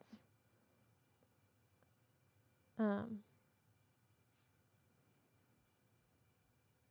that's why I use it just as a basis. And then if the, also another way is if you feel like they're reminiscent of like a character you've seen in media or anime or books or something like that, um, I'll look up on Pinterest like aesthetic boards of those characters and to get like ideas of like a lot of times those aesthetic boards will have personality like quotes and stuff like that that kind of like will lend towards your character and that's a good way to kind of like start getting like a board full of kind of the personality traits of your character. That's one of the things I also do. One of my characters was supposed to be the shy, caring type, but with a hidden dark side. I mean, don't we all have a hidden dark side? No.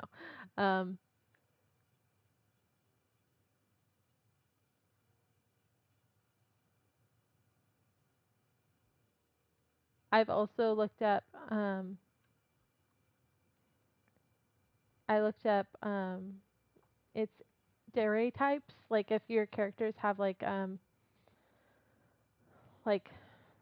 are interesting, um, not like interesting in the sense that they're like have slight mania or something like that. It's kind of fun to look up the different dairy types, DERE. There's like a whole wiki page of the different Japanese DERE types, and you can get some ideas that way also of personalities, especially those that are kind of like shy but have hidden dark sides. I think there's like a particular one that is actually like that. Um, Off the top of my head, I can't think of what it is. That's a fun way of characterizing people too.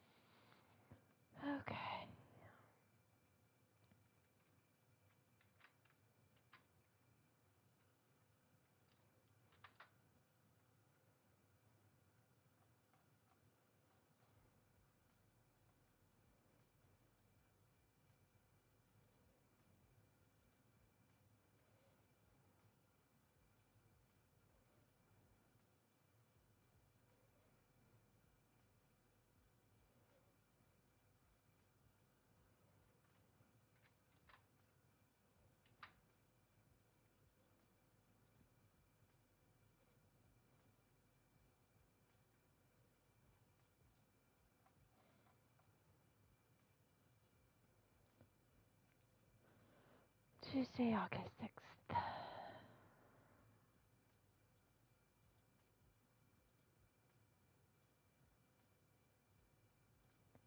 I might need to take a quick break coming up in the next minute before I do the next chapter, just because it's been about 2 hours and I need to do a water closet break.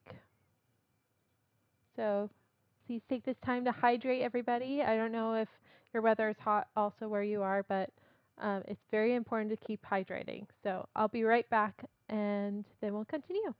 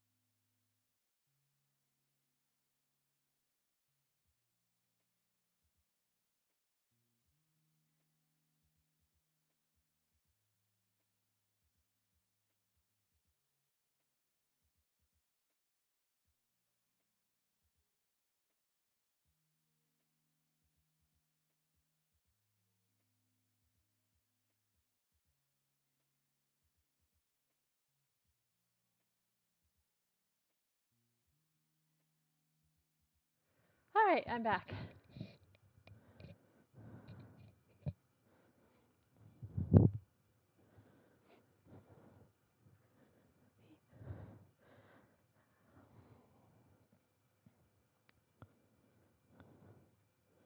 Okay, I just did Stormed In, so I can copy. Now we have 16. And episode 16.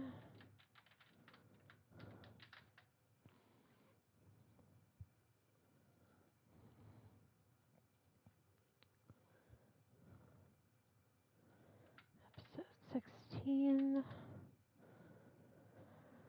Alrighty. Thank you.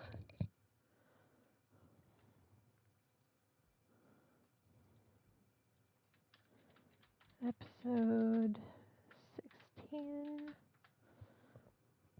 I want to make sure my music's still behaving itself. Good. It is.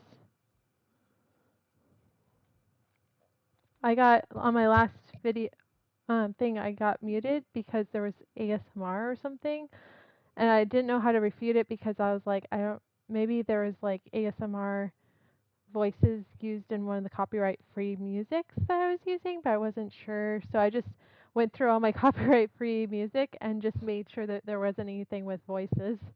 And so I went through and double checked that this time. And then I made sure that my playlist was on repeat through the, so it wouldn't start playing recommended. You are welcomed.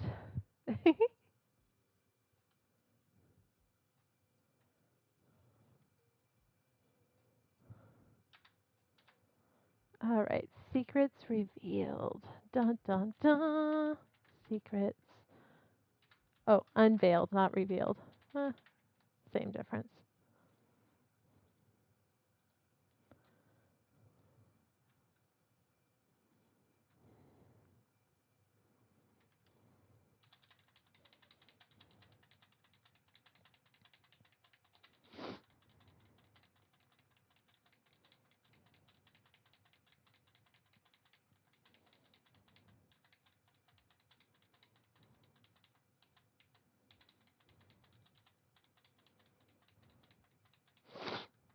Got sniffles.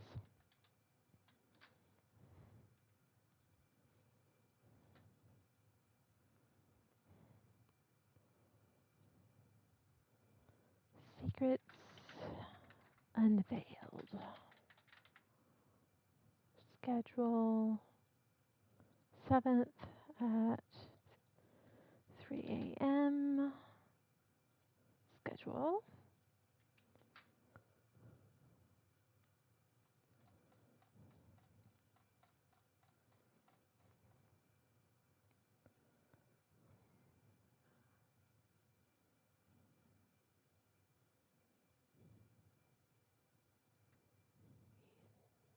Too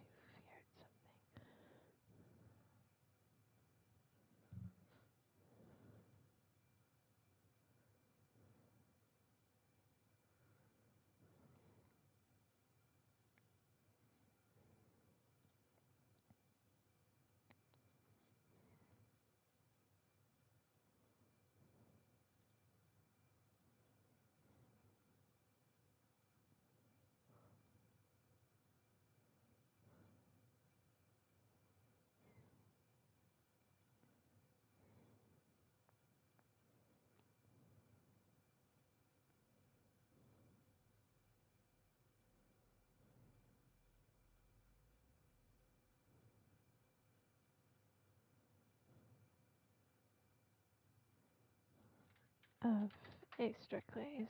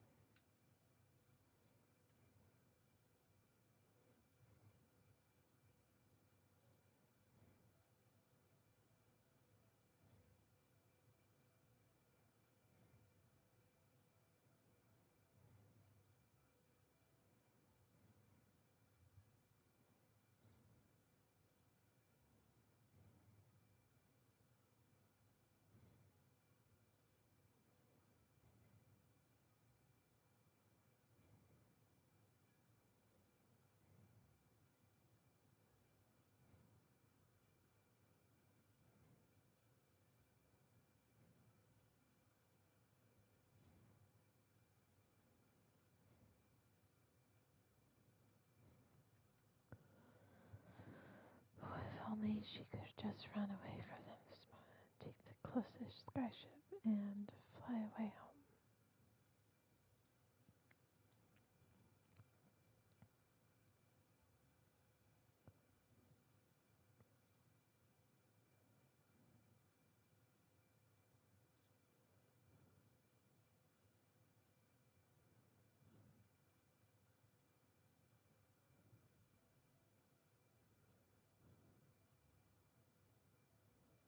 Coming down her cheeks? No, coming upon her cheeks. Maybe rising.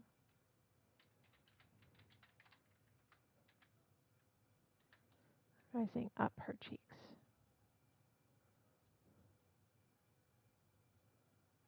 Rising on her cheeks. Okay.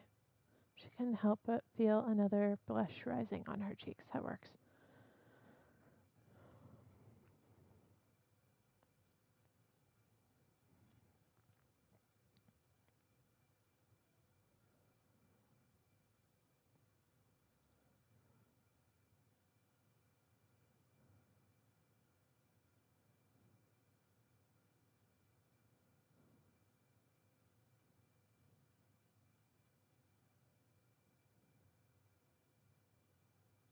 He too were frozen.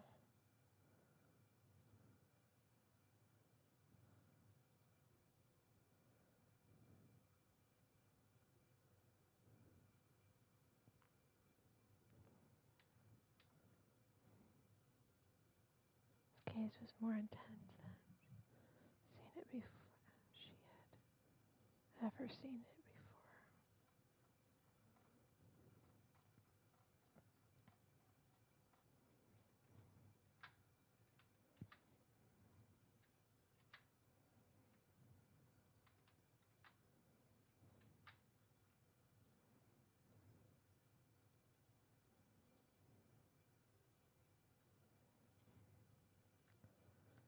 Secrets unveiled.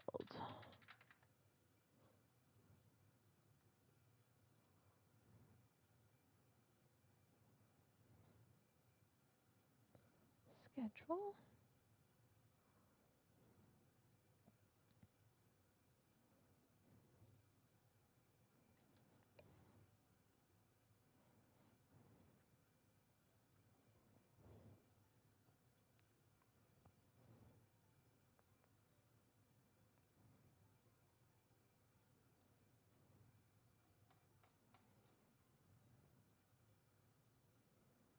Schedule published later, and it was the 7th at 3 a.m.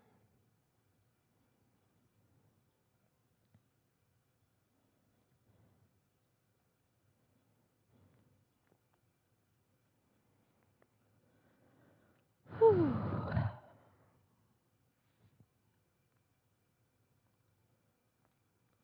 Got a lot done today already. Goodness.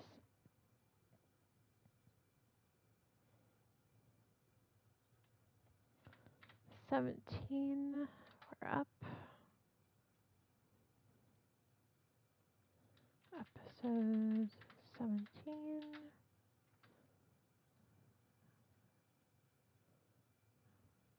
Episode 17.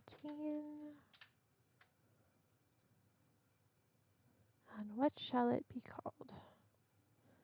Back to the Flower Path. Episode 17. Back to the Flower Path. Back to the Flower Path.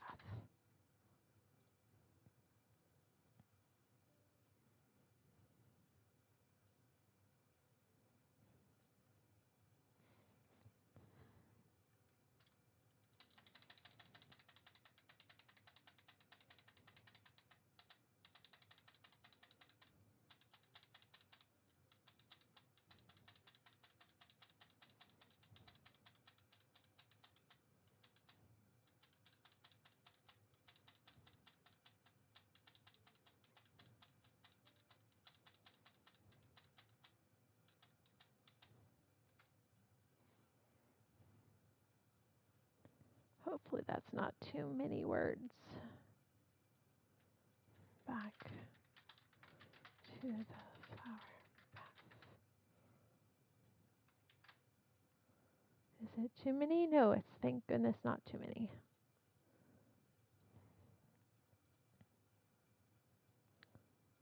Three M.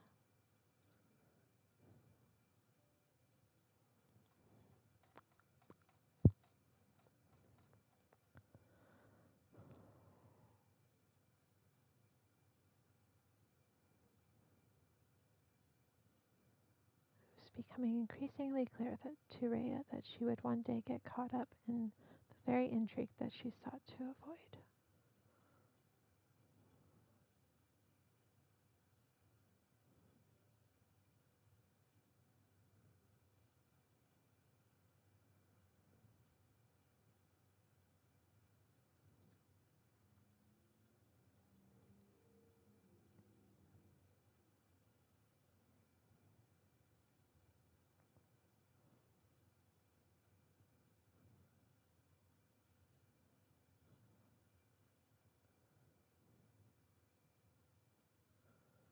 Oh,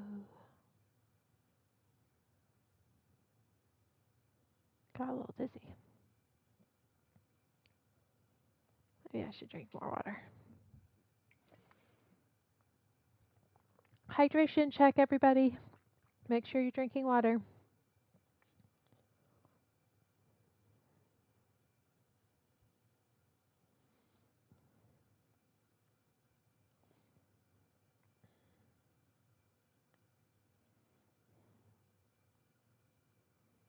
Oh no.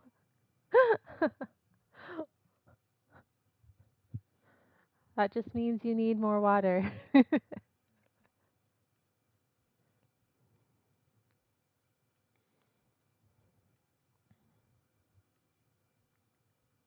Okay, good.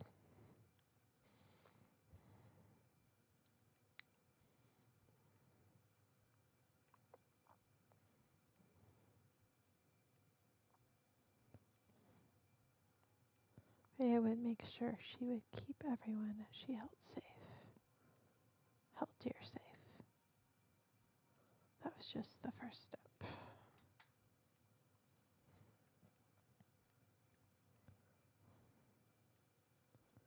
Disowned by her parents, she appreciated the opportunity to make an honest pay.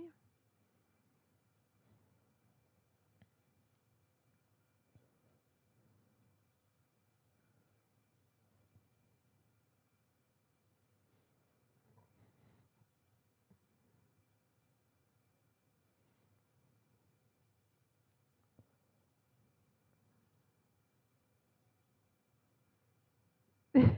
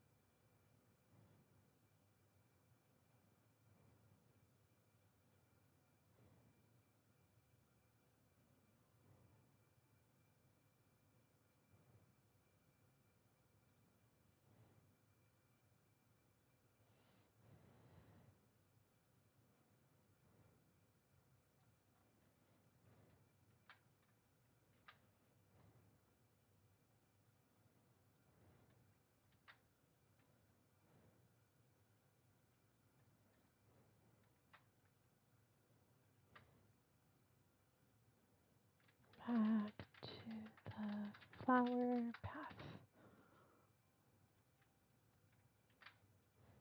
Oops, forgot.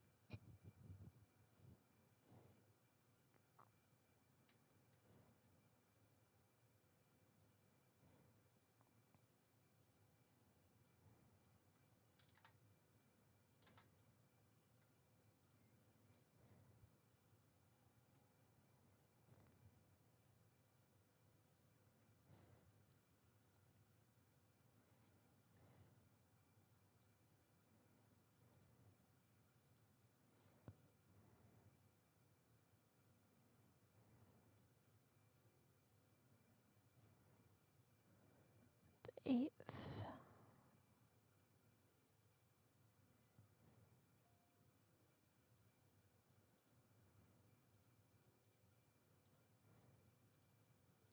Three a.m.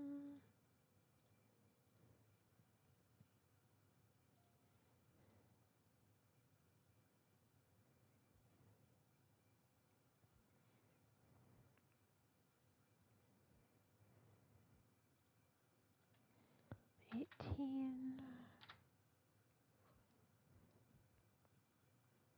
Pretty sure 18 is from the point of view of Easton again. Episode, I can't spell, episode 18. Point of view, Easton, I'm pretty sure.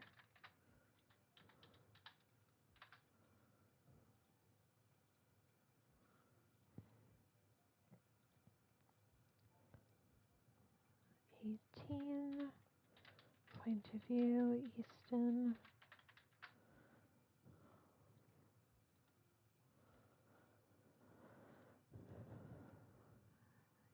Good.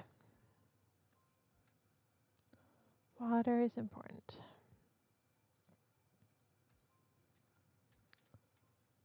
Episode 18, Easton to the rescue. Easton to the rescue.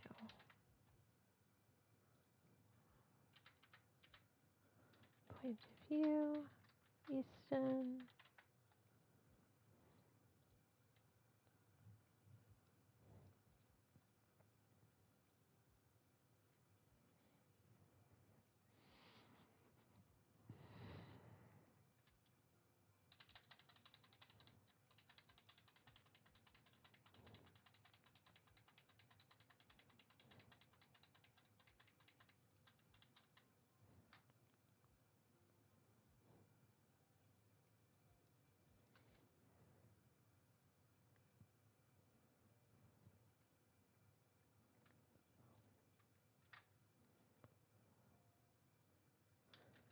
Easton to the rescue.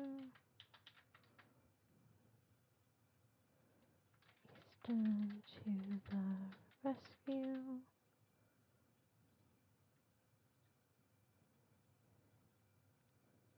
Schedule 9th, 3 a.m.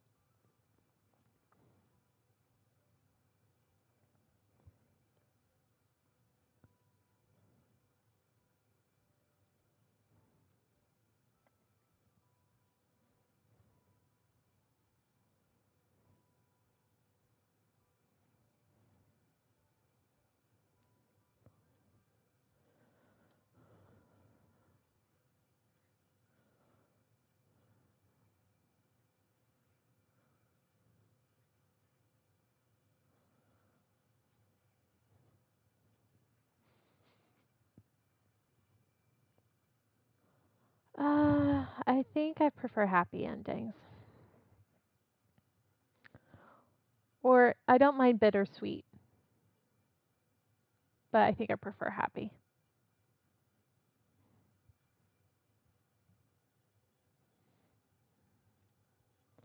All my novels have happy endings. Um, Victorian Tale had a bit of a cliffhanger ending, so I would say that one was a bit bittersweet.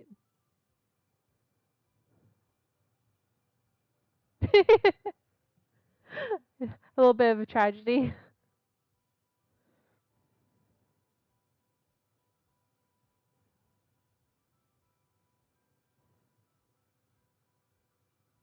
Oh, is the music too low? Is that better?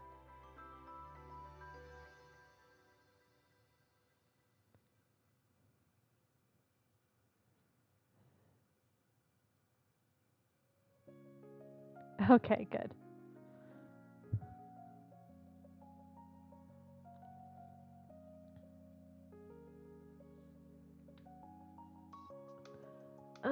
Quick stretch.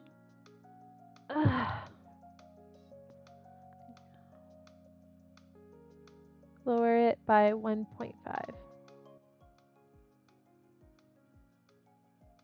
think I lowered it by 1.5. Got it? Okay, good.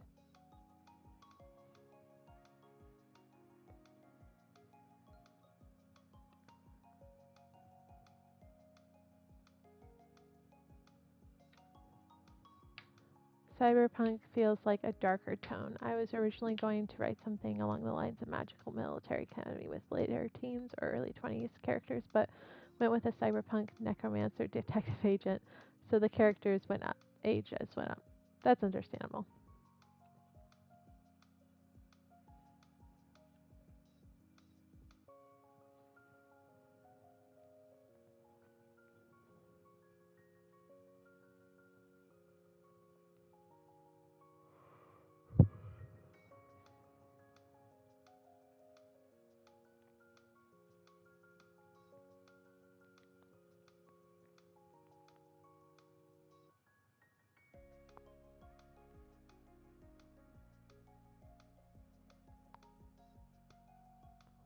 Some normal things for an adult might be a bit taboo for younger readers, like death and dead things coming back to life. Yeah, I agree with that.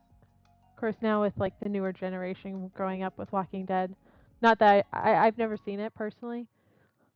I have read apocalyptic novels, but I haven't watched. I feel like there's a difference between watching and reading. Um, I have, however, seen Pride and Prejudice and Zombies, the spoof movie. I enjoyed it, but it was one of those where I bought it because I really liked the actors, and then afterward I was like, I can't believe I bought a zombie movie, even if it's a spoof.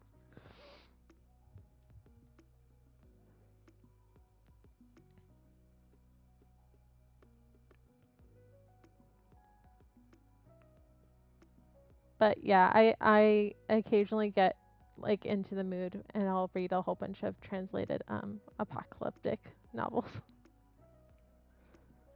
I haven't come across the right pacing in like just other like English first language apocalyptic books. I feel like the pacing either they don't have a lot of female protagonists in apocalyptic books, or the pacing's just off for me. And somehow I don't know, translated novels sometimes have the right pacing. Sometimes they don't, but sometimes they do. And they focus on things that like I feel like English fronting? No, that's not the right word. Sorry. That's something inappropriate. English first language people don't always um I don't know, put first or that kind of thing.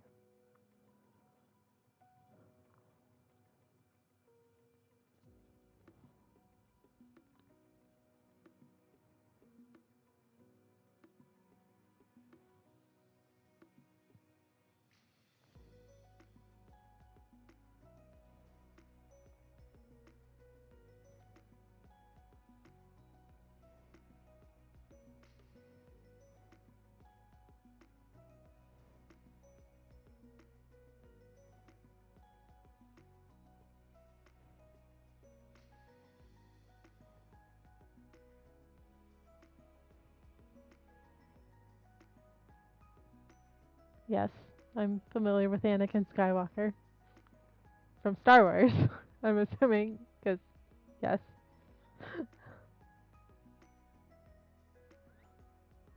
I grew up on Star Wars, so yes, I'm familiar with Anakin. I have yet to finish the Clone Wars. It's like a mood thing. Like sometimes I'm like in the mood to watch it, and it just feels like it's so never ending sometimes.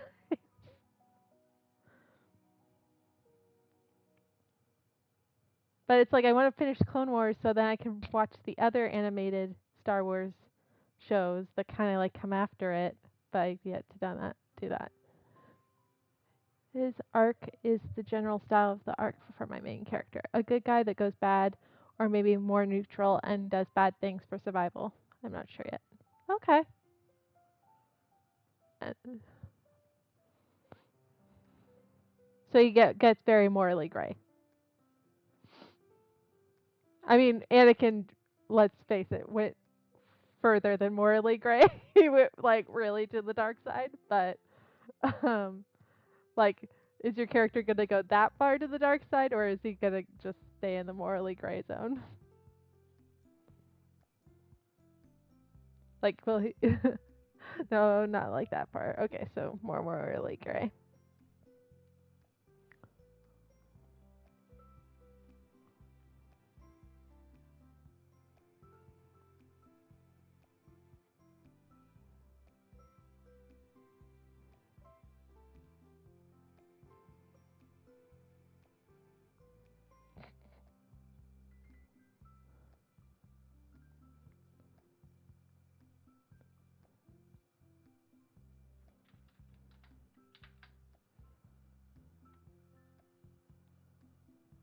It's one that I've like passed over several times, but I've been curious about it. I just haven't.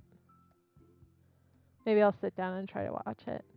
I bet it would, I know my husband's seen it, but I haven't.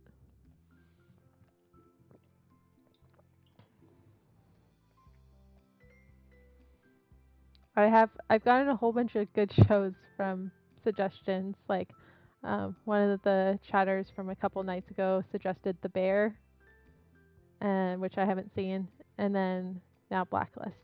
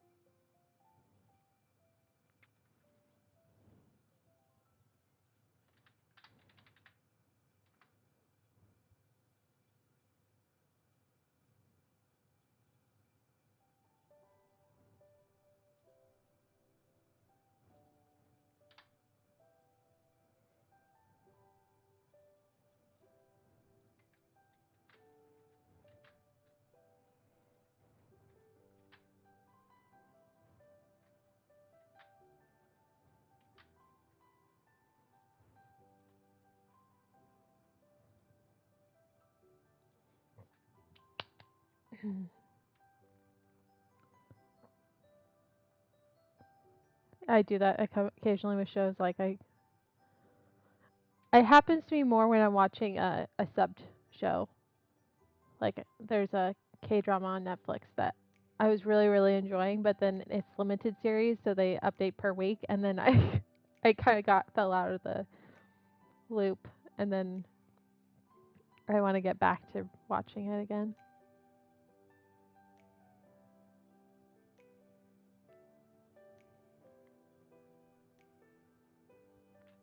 Can we just invent something for writers that is basically a water cooler with a straw so we can just write and drink water more easily? That would be awesome. Just one that's just completely filled, so that would be quite ingenious. Someone needs to make that.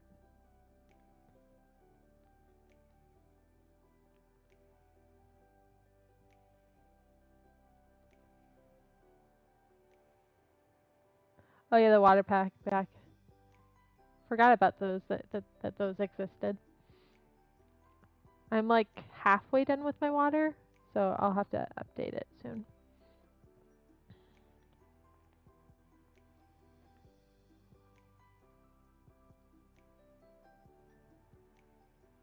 The irony of this chapter title is that he comes to oh, I did it again. Comes to rescue her, but she's already taken care of herself. She's a self-rescuing lady.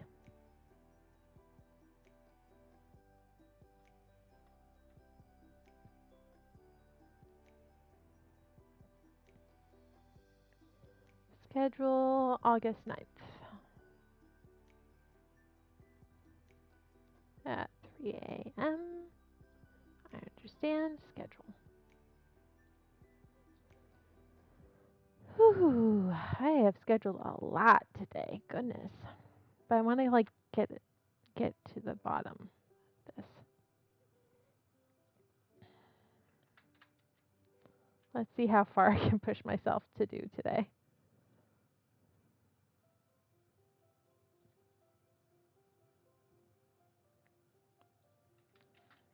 Episode 19.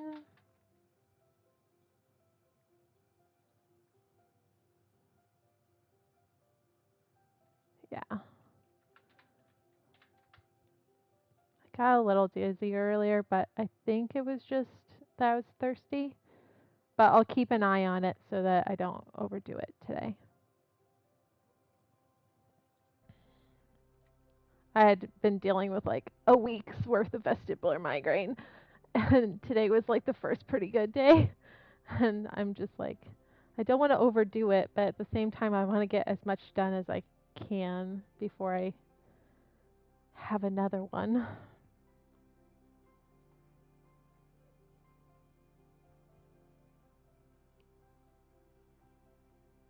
That would be helpful. Like a Sims meter, that would be helpful. Okay. We are on 19, episode 19, recuperation. Recuperation. I hope I spelled that right.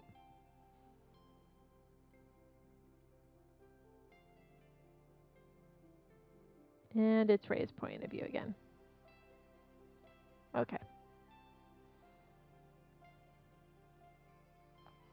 That helps to remember is that if you ever feel thirsty, you have actually been dehydrated for a while before that. Oh, yeah.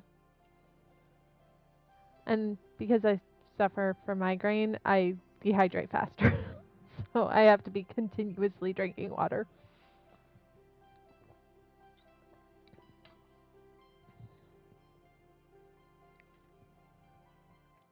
I'll have to refill my water in a little bit, but I'm still good, so I'm still good for a little bit.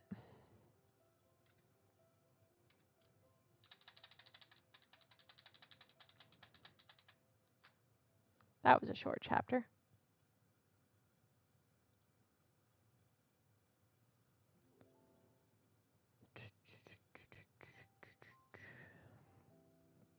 Recuperation. Schedule the 10th at 3 a.m. Schedule.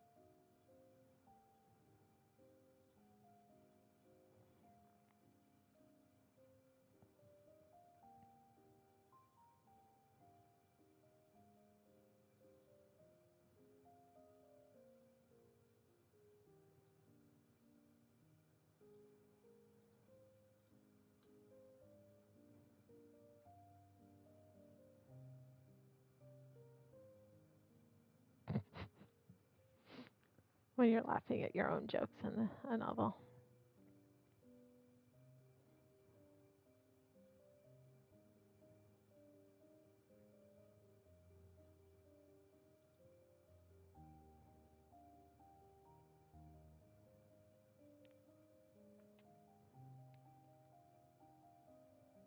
This has got to be one of the shortest chapters I have, but it's okay. I think the next one's longer.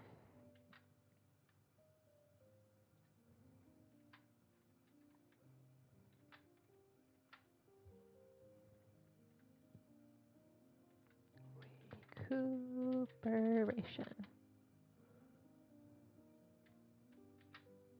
I keep doing that.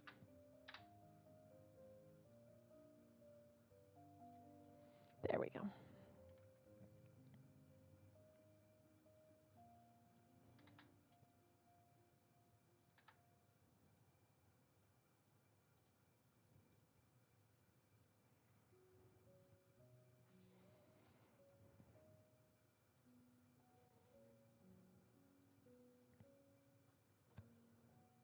Schedule.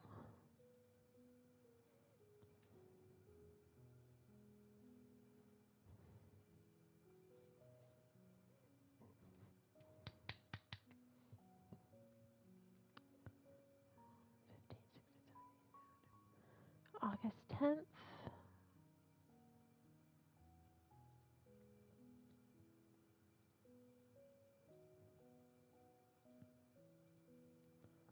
Three a.m. Schedule.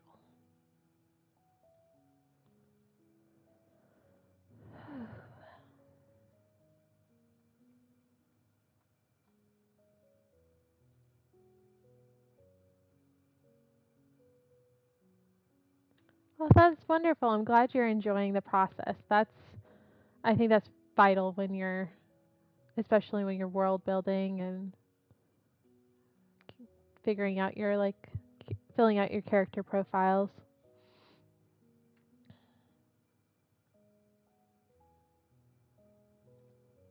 Episode 20.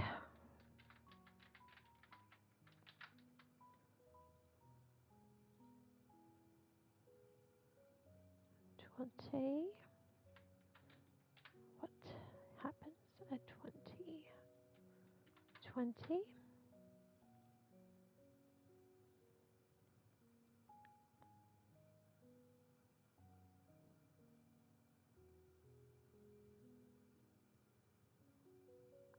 Okay, so it's another Easton point of view. Point of view, Easton. And this one's called Althea's Plan.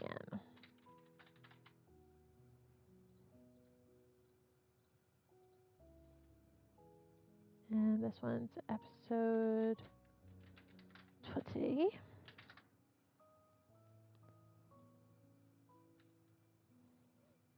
Control Shift, down arrow.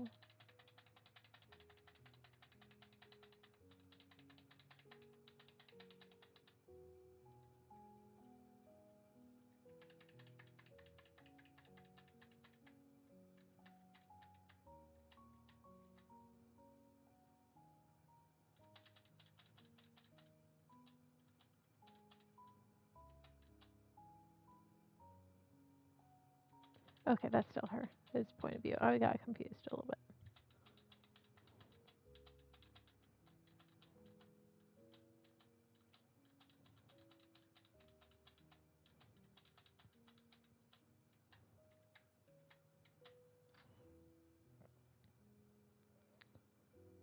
Okay. Althea's Plan. Point of view, Easton. Schedule 11th, 3 a.m. Schedule.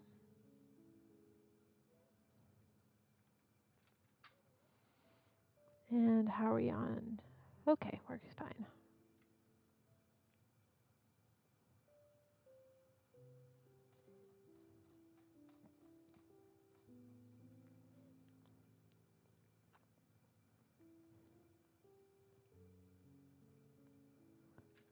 Despite the other things happening in the capital, all she seemed to be able to focus on when they got back to the duchy was that Easton had not confessed his feelings for Lady Epion.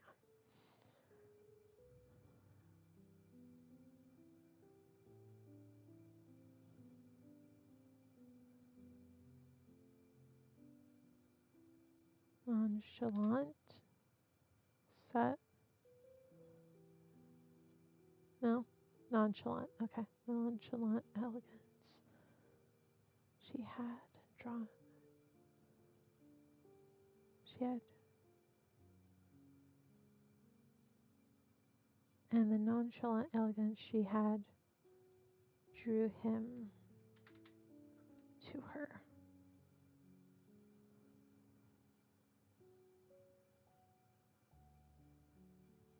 She was a mystery.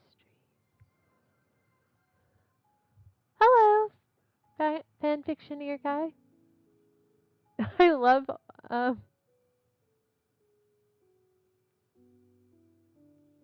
very detailed.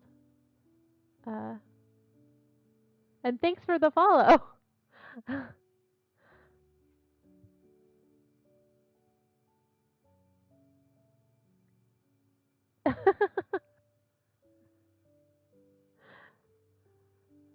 That's quite the entrance there.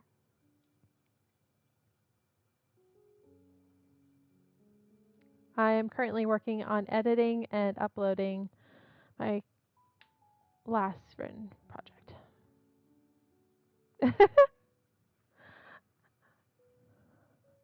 Well, welcome.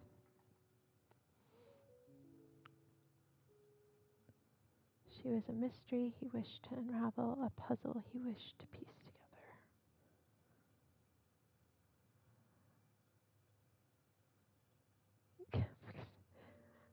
When you laugh at your own work and you're like,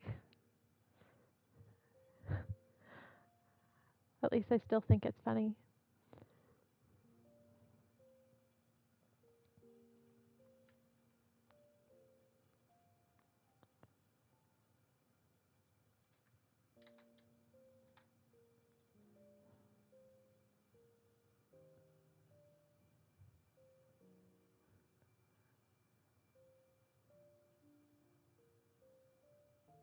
Oh, that's cute.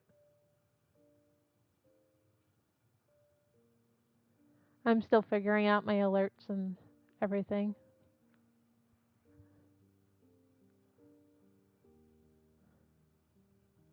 But that's a fun intro.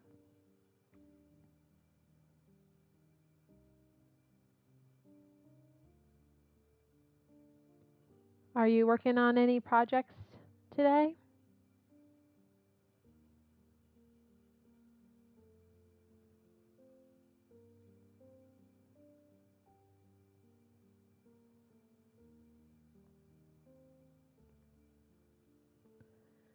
An urban fantasy. Nice. Is it like a world where the fantasy's always been there? Is it like hidden or is it like everyone knows it's there? I'm always curious about that kind of thing. Thank you.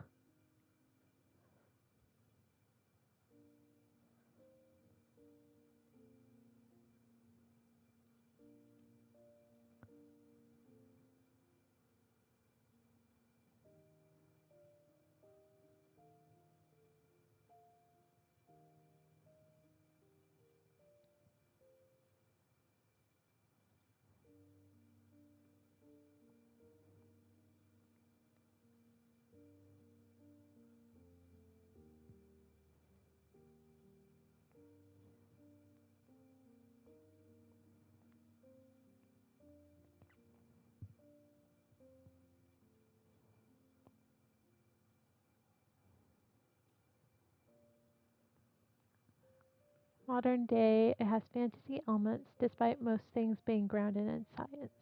Despite the science focus, there are elements that scientists can't understand, so they label it as magic. Okay. Even more so when there are elements of the story's cliffhanger that actively force it to be an urban fantasy. That sounds interesting.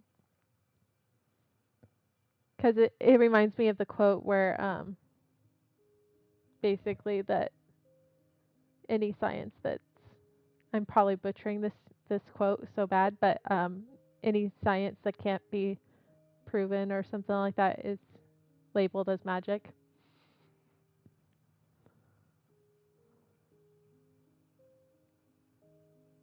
Oh, good.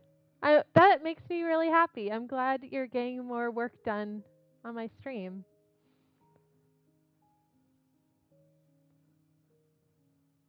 The day my life changed.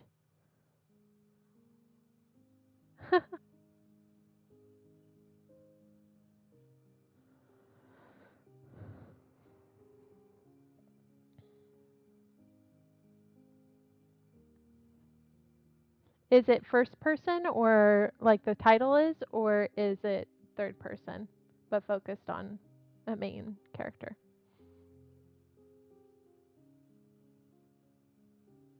Okay. My current work in progress, not this one, the one that's like being outlined right now on other streams. Uh, I'm thinking of having the title. It's Project Wallflower, but I'm thinking of having it.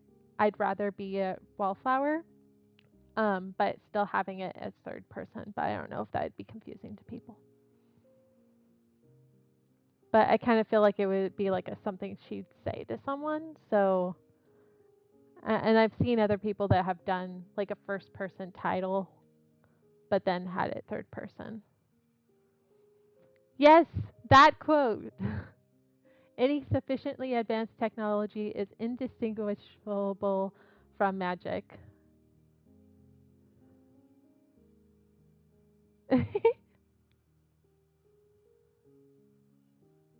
That's cool. Uh, Lore is always fun to write, I think.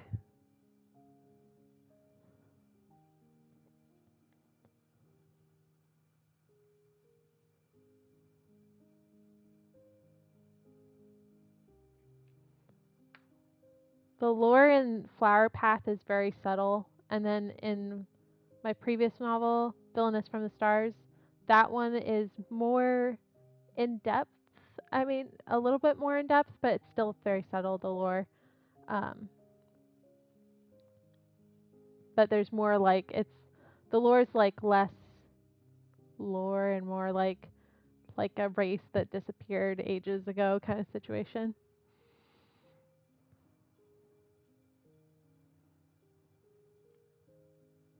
So history, I guess, rather than lore.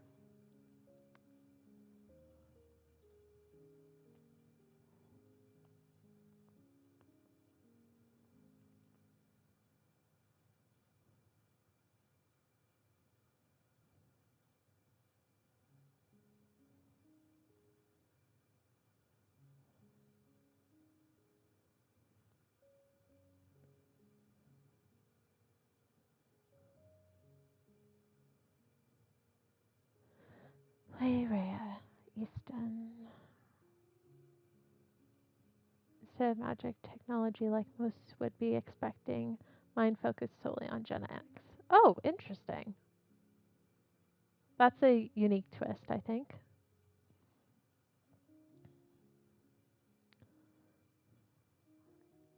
Lady, Lady Rhea Easton stopped his words failing him. He wasn't used to talking with people. He left the talking to his brother. It was enough. He could hear others' voices as soon as he entered inner voices, others' inner voices as soon as he entered a room or neared them. He didn't also need to deal with their inane words, and yet he found himself wanting to have a conversation with Lady Rhea. Sure, go for it.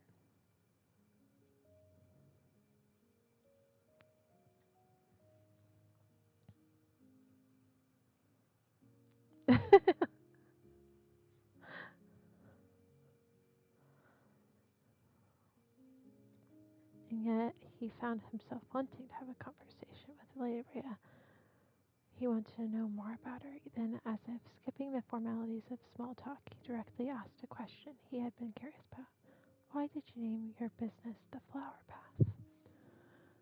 When two kitsune arrived. The story follows Jacob Blakesley, a 21-year-old university student, dealing with the recent loss of his parents. His life takes a surprising turn when he becomes the carer for two ABM Fox girls, Lucia and Larina.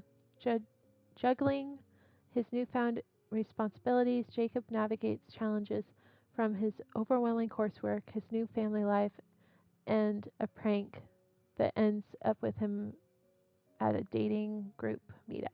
Will he learn the importance of family, resilience, and love? So, still figuring the age. Is it supposed to be also kind of a little bit of comedy, or am I getting the wrong vibe?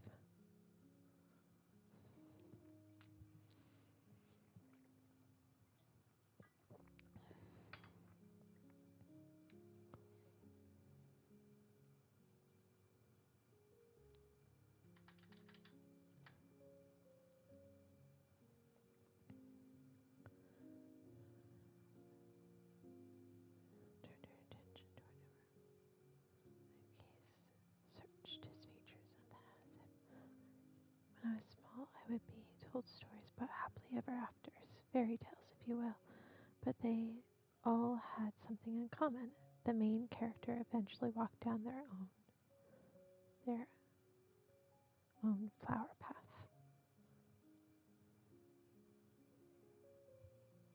A grounded urban fantasy.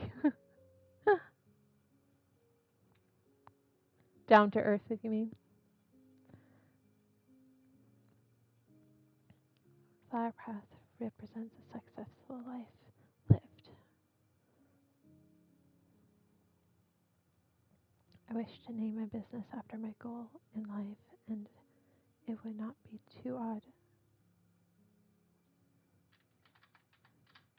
It was not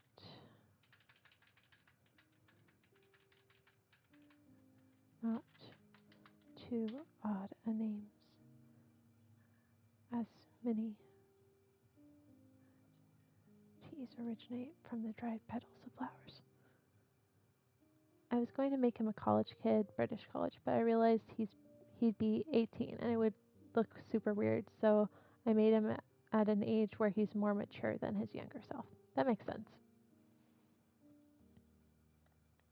We were talking about that earlier, how like due to certain thematic things happening in stories, characters need to be aged up.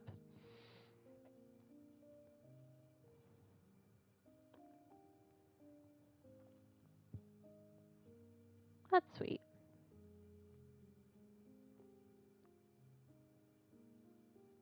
To walk down the flower path. What an interesting concept. Have you achieved it? Have you achieved this dream of walking down the flower path?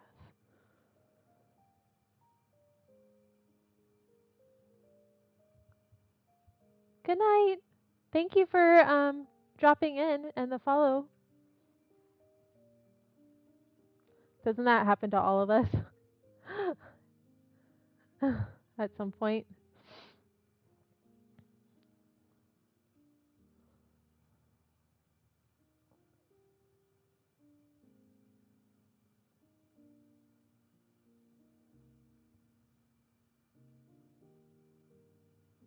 Vaguely basing a side character on my brother, a somewhat light-hearted goofball of a character. That's nice.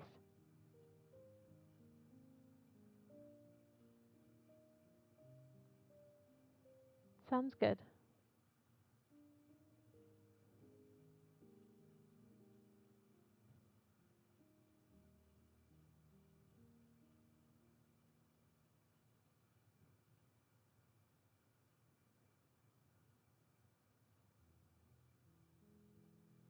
Thanks for the tips. Or the, not the ideas, the advice? Question. Words are hard for me right now. I've been going at this for almost 3.5 hours now.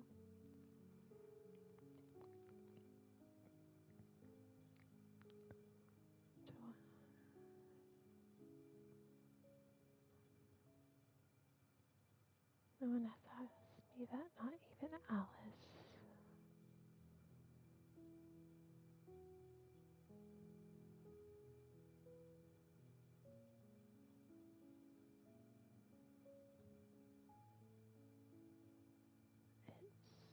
It's known throughout the realm. We have murmured, I suppose, but I wonder if that is all to life sometimes.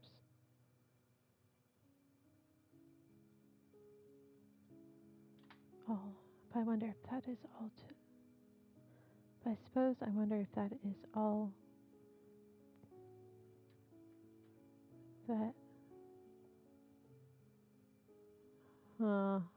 All. If that is all that is. I wonder if that is all.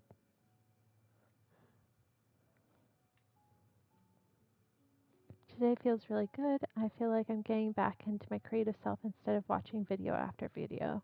Being around other writers really helps. Yeah, being in a writing community really, really helps.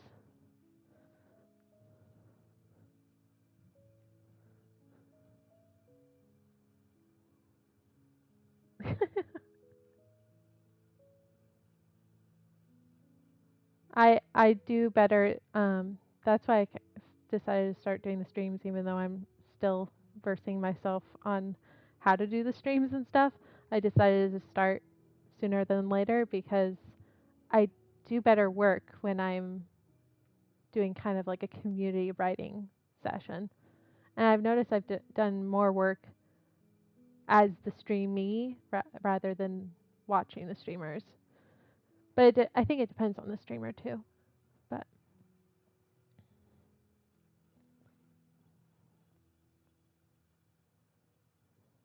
yeah,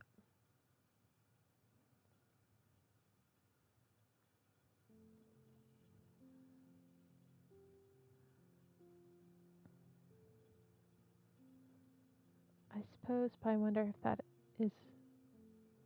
if that is hmm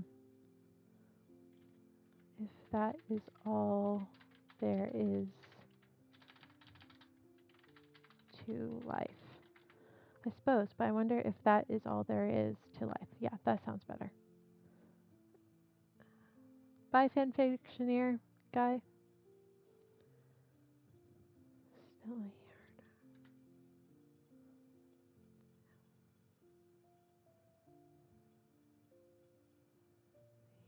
to know how her mind worked, what she valued, what she loved and wanted.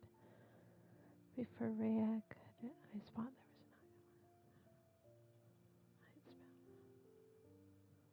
there was a sandstorm on the horizon, not in the horizon. On the horizon.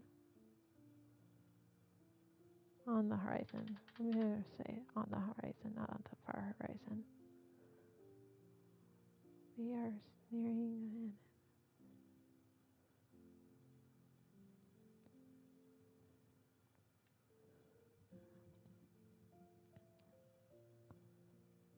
the rooms were small, leading to them and leading to them to be in one another's company some more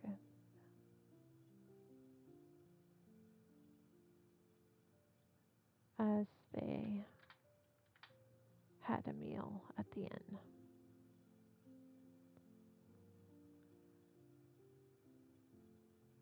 When Lady Rhea finished,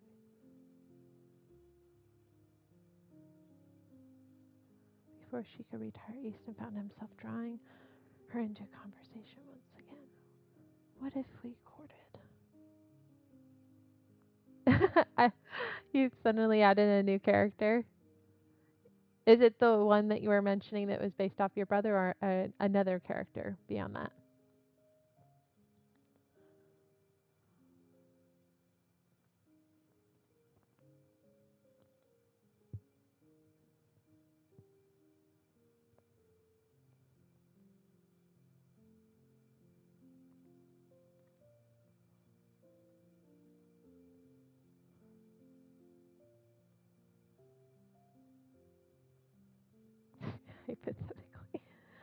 not sure what to think about it in truth, Lord Easton.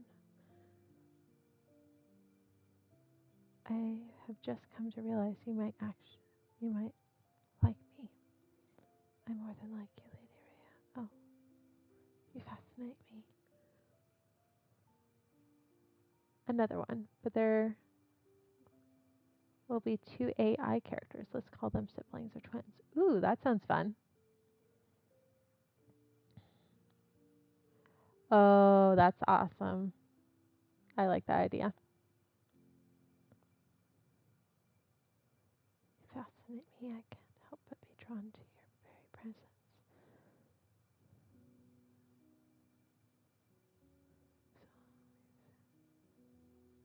So, her own. With an intense gaze. With an intense gaze.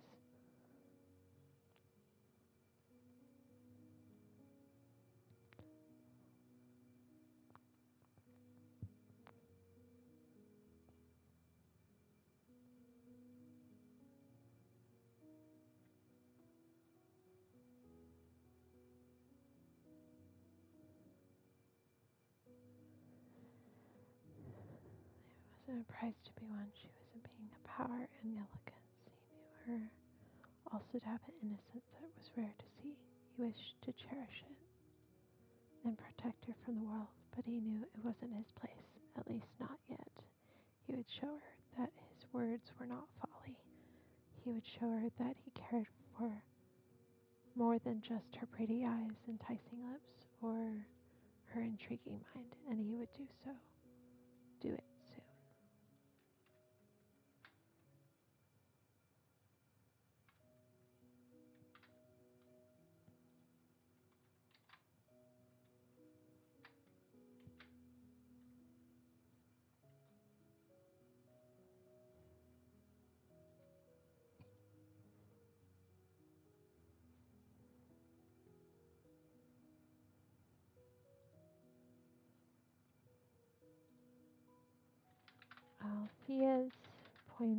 Althea's plan, point of view, Easton, paste.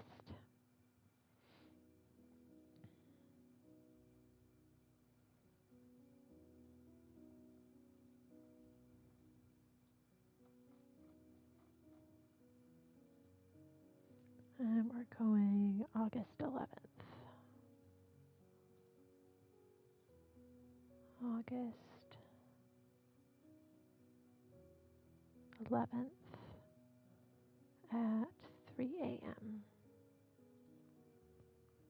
Hi! Hi, Cisco! It's been a while. Well, not that long. It's been like a couple days. Couple days? Has it been a couple days? Yeah, a couple days. How are you doing today?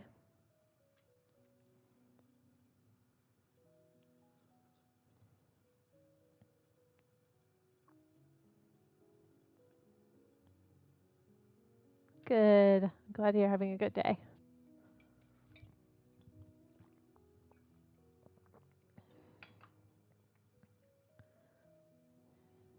I am editing. I got the art for one of the books I finished this year, and so I'm posting it, editing, making slight edits, and posting on my beta reader platforms, which are Wattpad and Tapas. Let me see if I can pull up the image I keep.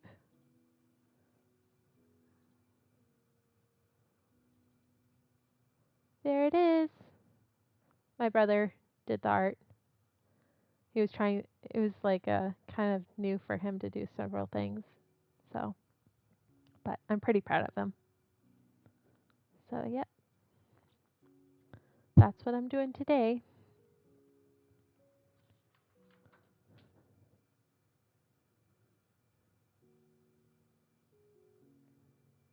Found any recent new folk punk bands, or just chillaxing today?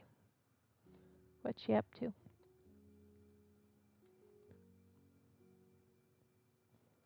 Okay, I I did this. Now we have 21. We're almost to the end.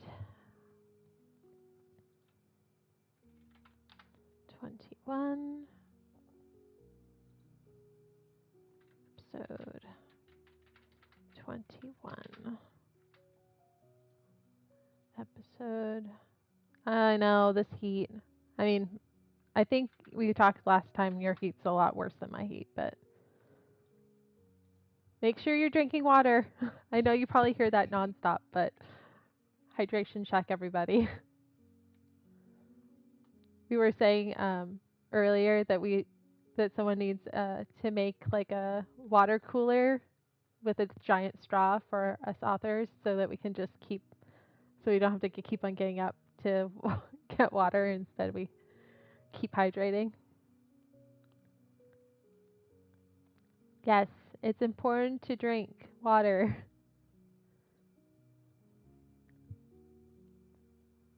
Don't want anyone getting dehydrated on my watch.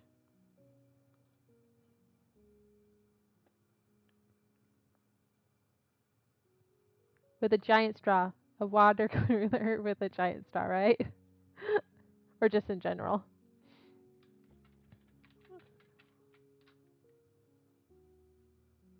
Yeah, it's not good. Well, I hope you're not sick right now from it.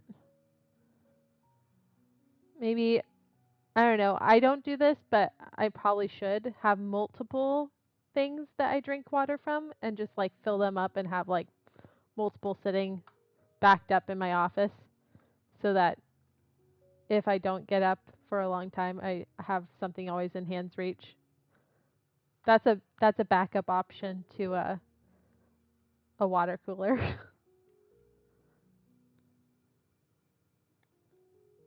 Arrival at Zinnia. Is this Rhea's point of view? Yes, this is Rhea's point of view.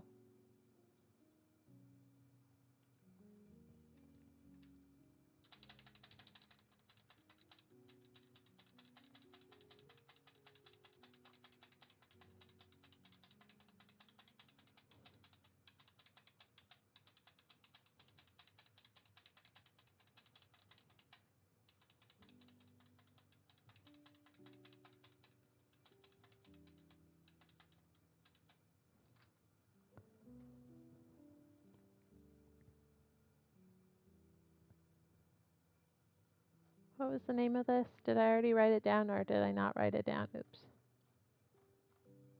Arrival at Zinnia. Okay. Arrival at Zinnia. Remember that, Kaylin. Arrival at Zinnia. Arrival at Zinnia. I usually write it immediately here. Arrival at Zinnia. Arrival at Zinnia.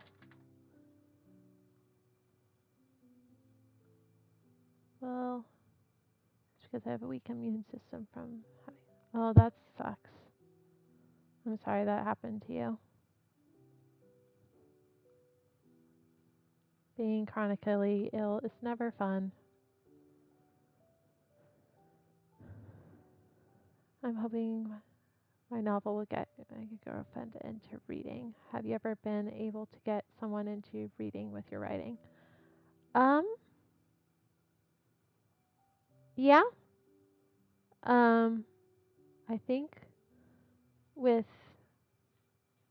Illness from the Stars, I got my mother-in-law to start reading again. But before I got her, it wasn't the first one. It was like the second one that I got her to start reading more. Because I first got her started on Elizabeth Peters. And so I've been like traveling and making sure to, each time we visit, I bring her Elizabeth Peters. But she also has just completed Villainous from the Stars, and she really liked it. So she's waiting for Flower Path now.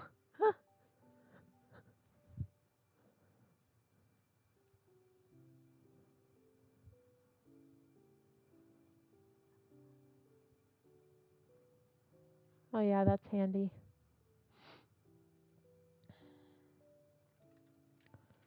Arrival at Zinnia. schedule. Excuse me. 3 a.m. Nope, not 300. 3 a.m. There we go.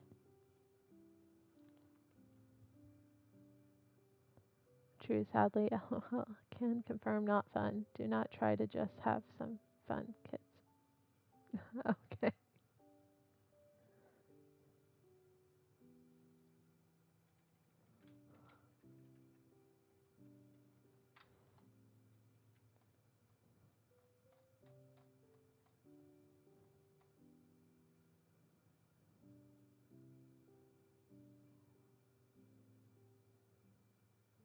Alright, the trip was tedious, at the very least, awkward at most.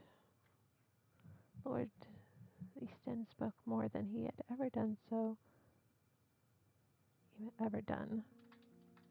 and it was unnerving. Yikes. That's not fun. I know I keep on using the word fun, sorry.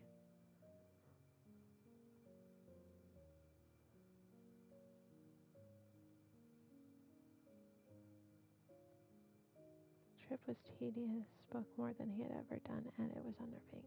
Never mind that he was showing his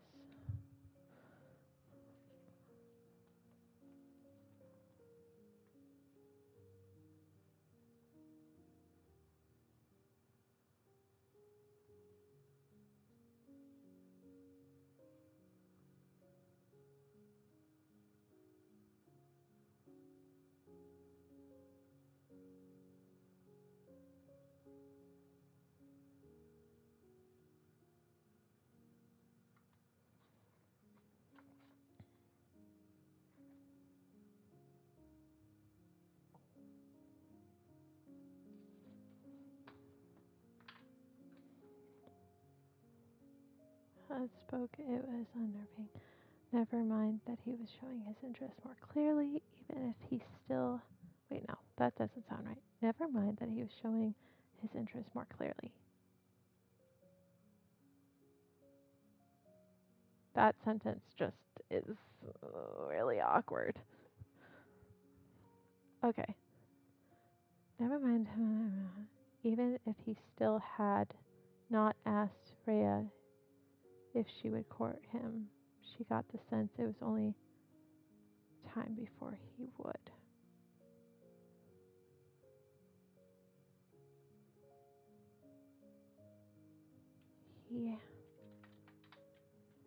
He had yet to ask Rhea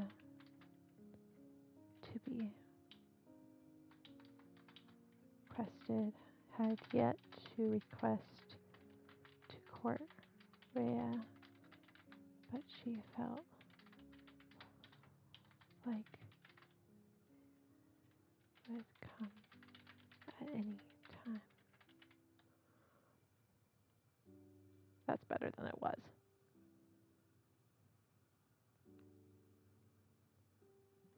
Yeah, I should actually refill my water too, so I'll be right back as well. I'll be right back. I've got to get more water.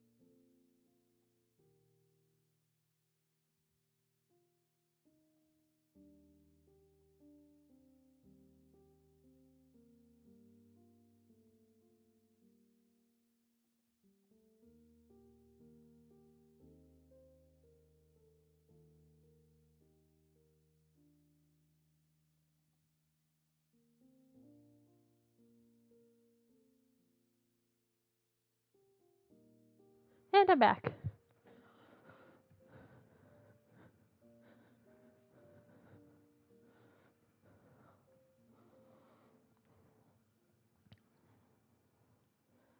I'm in an upstairs room for my office is an upstairs room, so like the heat is rising and I have the fan on, but it's not helping much. So water is essential.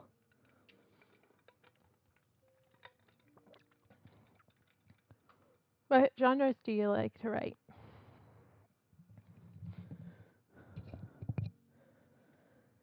Okay, never mind. He was showing it just more clearly. He had yet to request to court Rhea, but she felt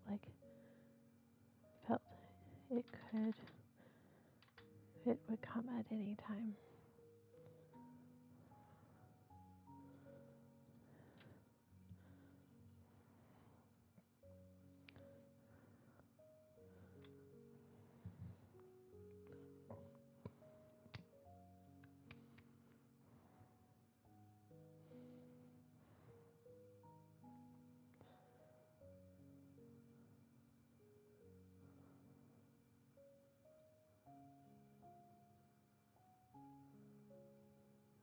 40%.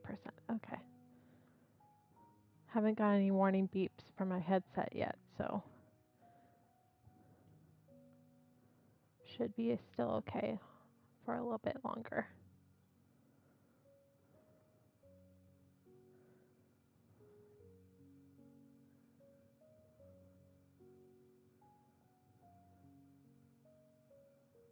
She was sure of one thing: his usual personality of no conversation was all a choice he'd made, and a choice that seemed to be dissolving gradually around herself. Huh.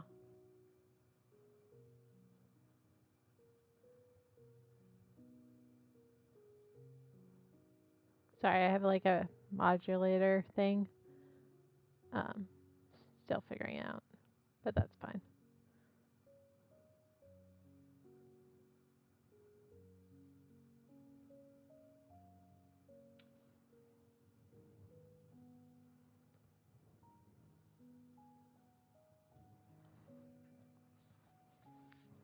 Magic realism.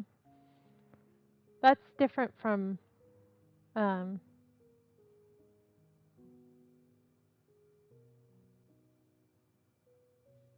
what is it? Modern fantasy?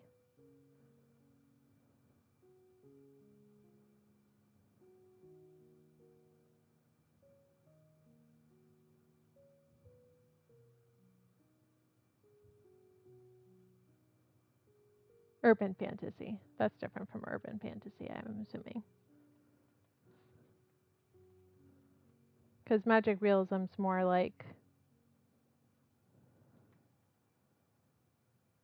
symbolic, right?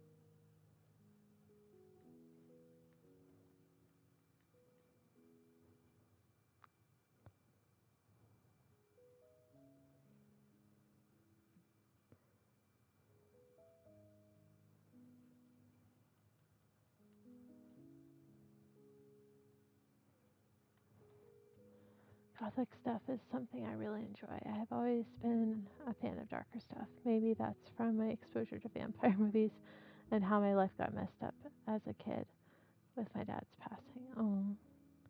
My very first story was something of a fight between vampires and werewolves. I might have seen Underworld around that same time, but I don't remember. I like gothic romances, but like or gothic stories that, but like more like less vampire and werewolf, but more like Jane Eyre, like mind trippy stuff that kind of like the old. I like the vibes of old Scooby Doo, where it was like seems like there was ghosts, but they ended up being like projections. I like gothic tales that like seem to be something else, but then they end up being something rather not ordinary, but something that can be explained, but it seems something else. I like those vibes.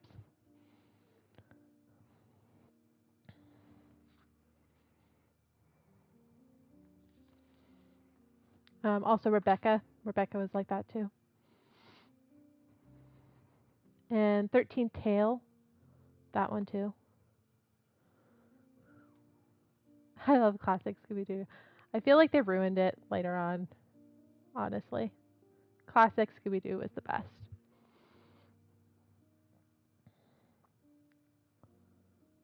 Mm.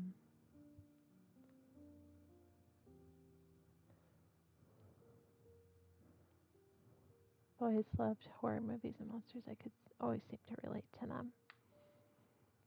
I've always liked villains, I guess. Not so, quite monsters, but like the misunderstood. I've always felt drawn to those characters. Like one of my favorite novels of all time is Phantom of the Opera. And no, Andrew Lloyd Webber did not create the Phantom of the Opera. He was not the one that made it. The first instance of Phantom of the Opera was Gaston Leroux, a French writer, and he wrote Phantom of the Opera. You don't know how many people. I mean, I think I mentioned to one of you guys that I could go on a rant about Phantom of the Opera, and that's one of those things. But yeah.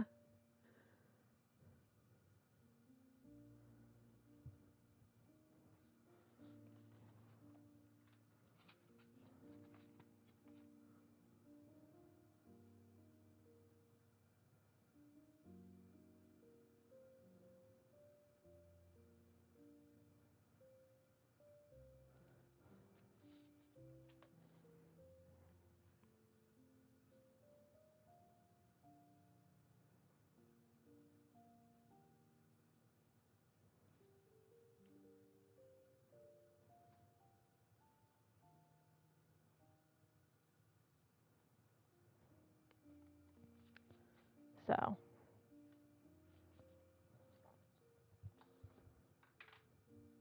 seeing the items drawn differently in the background was a bit of foreshadowing. I could tell too easily that what was going on to be used or touched.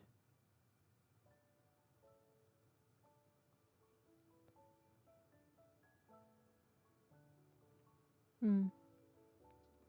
I wrote a short story that reads like it's about a werewolf, but it's actually a closeted gay man.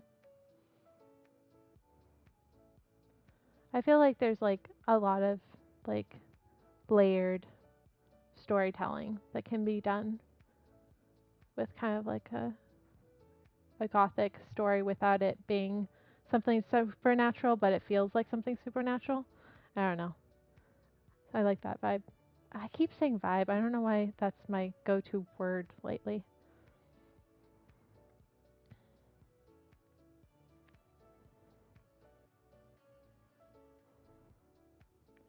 I need to change the sentence. It's very awkward.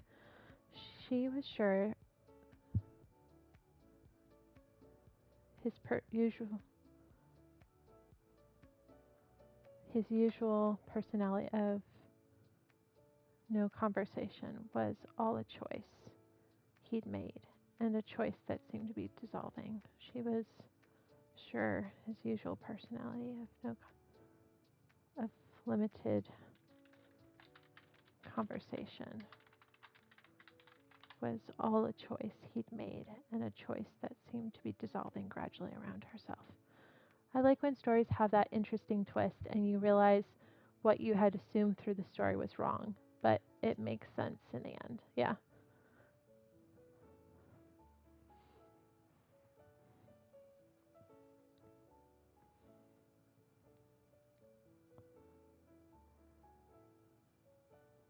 I could go on a rant though about how I don't like when someone has done a cool twist like that, and then like on the sequel they decide to put supernatural elements, and like basically it feels like it ruins the first one because it's like you purposely made this cool premise, and then we're like, never mind, sequel, it's gonna be all supernatural.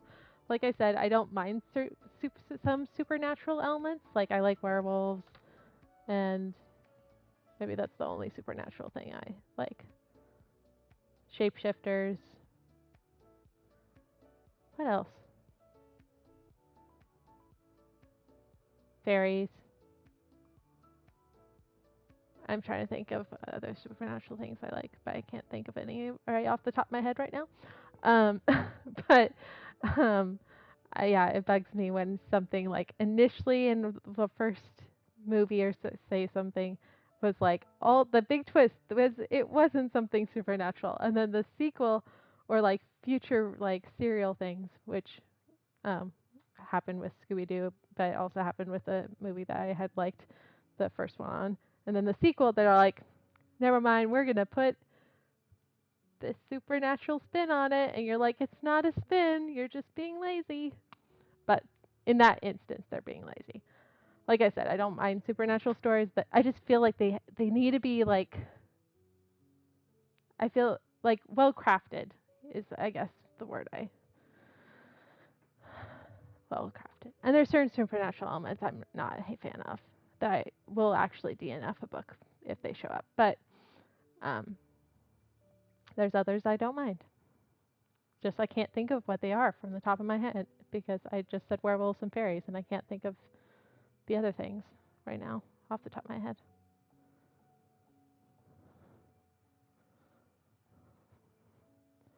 Okay, did I fix this sentence? She was sure no. She was sure his usual personality of limited conversation was all a choice he'd made, and a choice that seemed to be dissolving gradually around herself. That still sounds awkward, but it's better than it was. Moving on.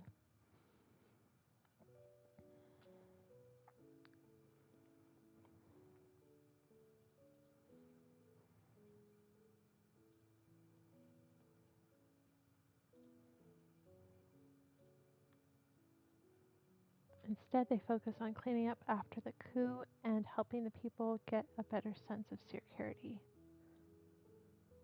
Again, I'm going to take away once because I say once too often. So, again. The last few I've written is a story about a steward learning why they took their own life, and the other is about a man cheating. Listen how to deal and starting a new life. Sounds intense.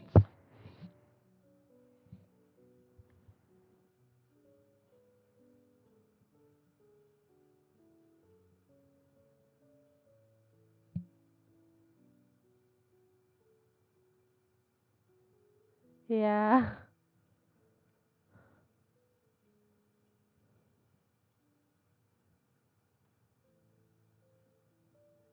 If you ever publish them, wherever you end up publishing them, you might want to put content warnings,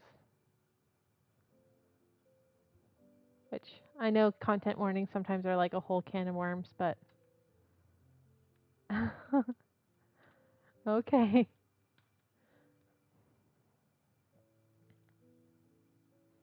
But you do need to hydrate. I don't know how close you are to your kitchen, but like, come on, get up and get some water and hydrate, please.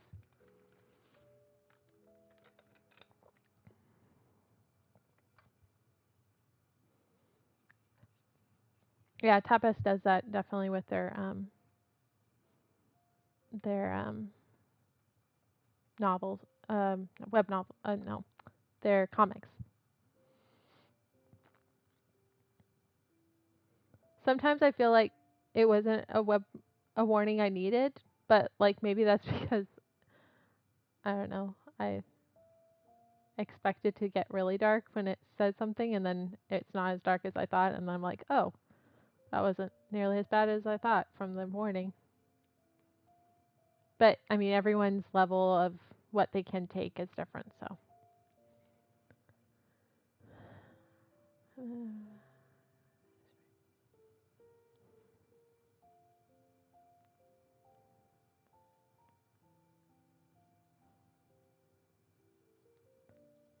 Well, let's take out Just. She could barely hear.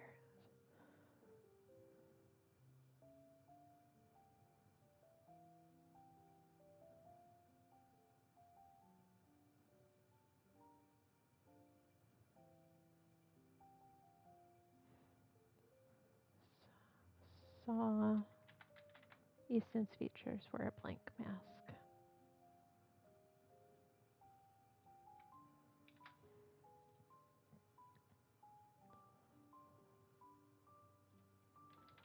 Rand Hall was decked out in yellows, a hint of gold that had Rhea looking at Lord Eastwood with a raised eyebrow. Colors were important in their land. They defined each high noble family. The royals were crimson, the duchy gold, the marquise orange, the viscount green, and the barony blue. To wear or use the other nobility's colors were usually meant an alliance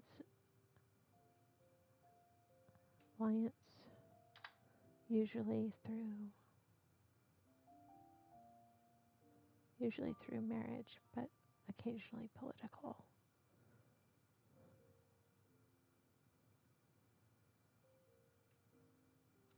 Was presumptuous. One moment, please.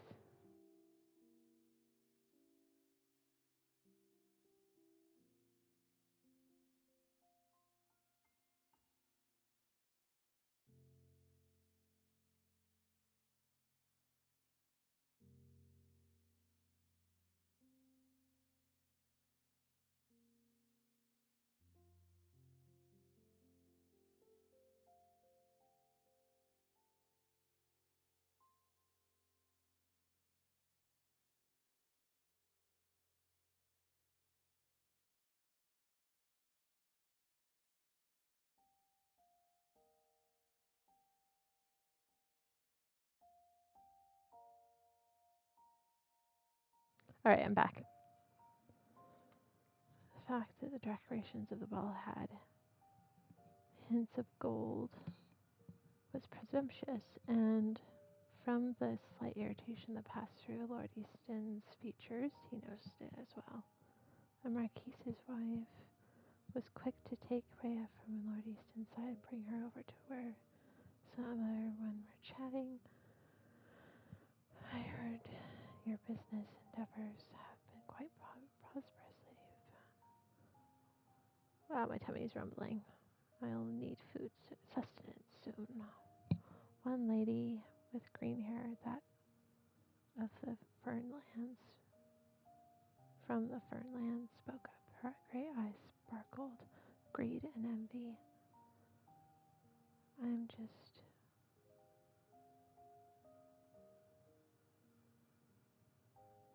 just content that the flower path has been enjoyed by so many. Persistent, switching her direction. I think I'm just going to say persisted.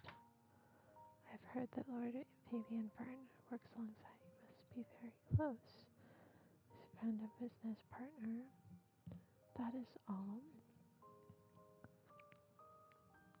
Strings, instruments began to play.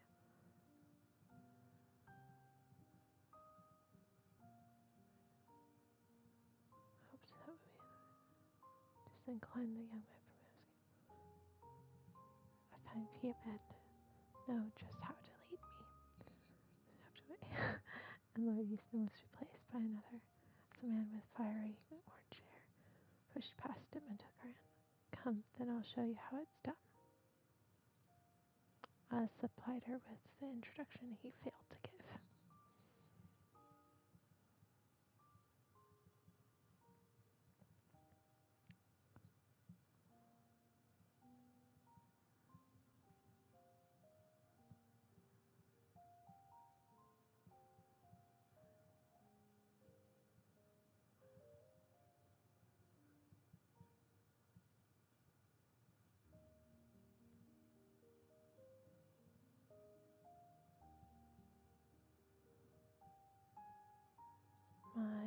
What Claire Lord Easton is giving me.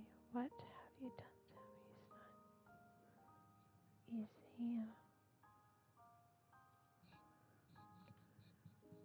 to persuade.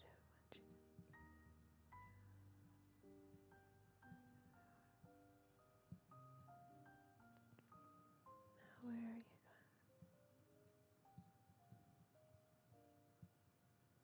Look at that sparkless and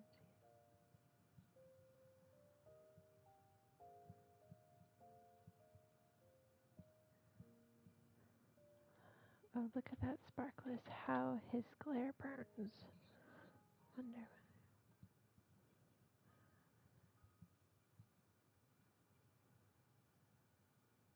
Pardon me, I forgot the steps to this particular dance.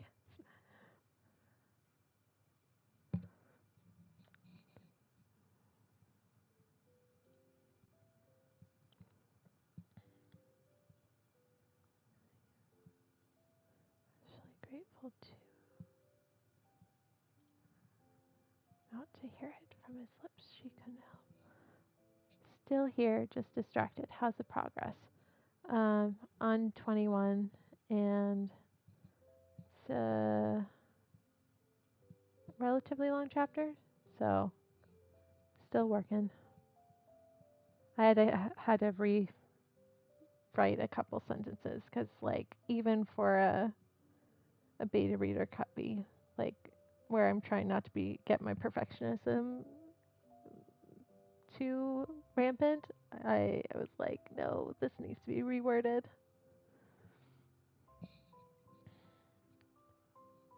Not once did he use her name, and although she was partially grateful not to hear it from his lips, she couldn't hold back the disdain for the man who used her as an ornament or tool. I'm gonna say tool, not ornament, because that's just too many words. A tool to inflict pain upon Lord Easton. Presence that she had come to associate with her trouble came from behind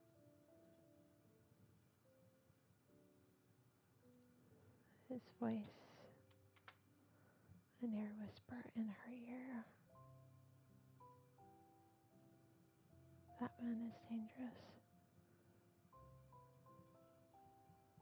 Breath upon her ears was so different from Lord Easton.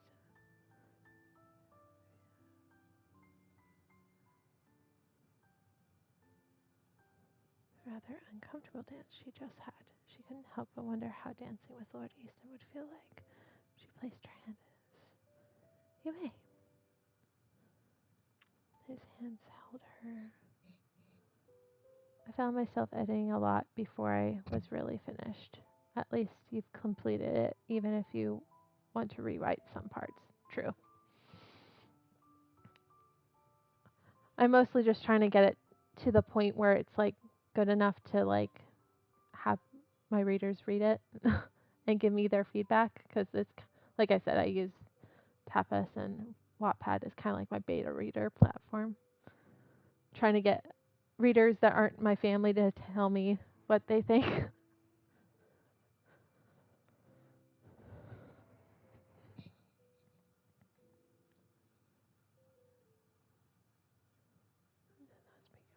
He led her into the dance like the Marquise's son had. Also didn't encroach.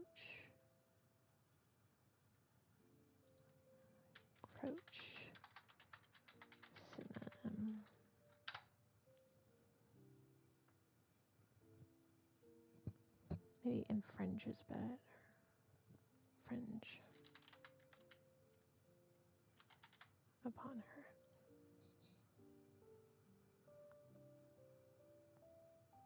I'll have to get beta readers when I get further as well. Maybe after I finish the first draft. Yep. It's one of those things.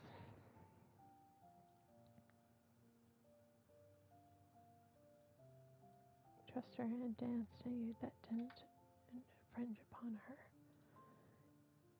You're confusing. She hadn't realized she had spoken aloud. His gaze was attentive and honest. Confusing isn't the right word. You are not what you seem at first.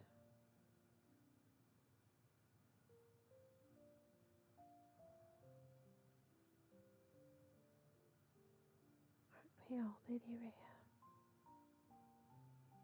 He had a kindness into his eyes that she had begun to notice more and more about her.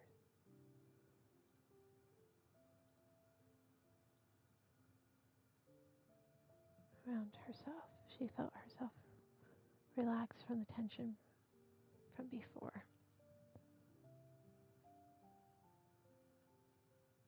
She relaxed, letting go of the tension from before. She couldn't help but think his presence was comforting.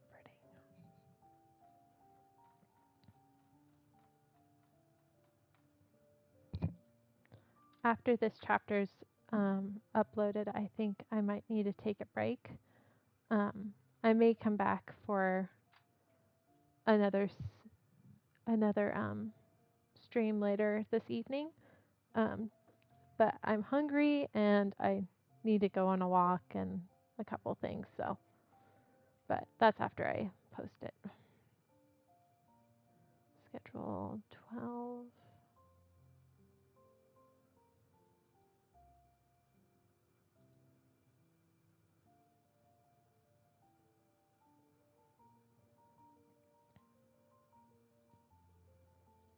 And then we have here.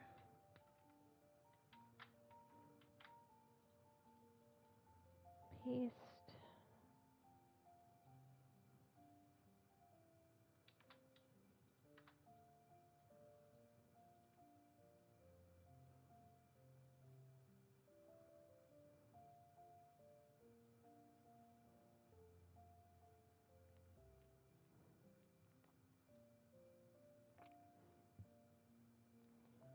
Save.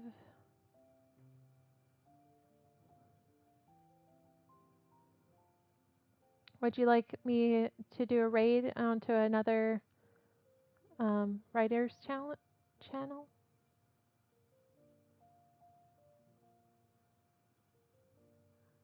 I don't know what's going on with my voice. Sometimes my mic is like good. It was being all weird. I need to figure out what's going on with that.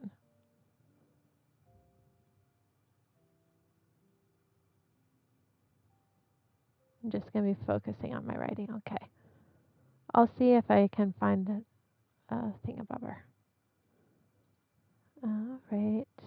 What is the 12th? And also my headset's about to die too, so there's a couple reasons why I have to do a rain check until later.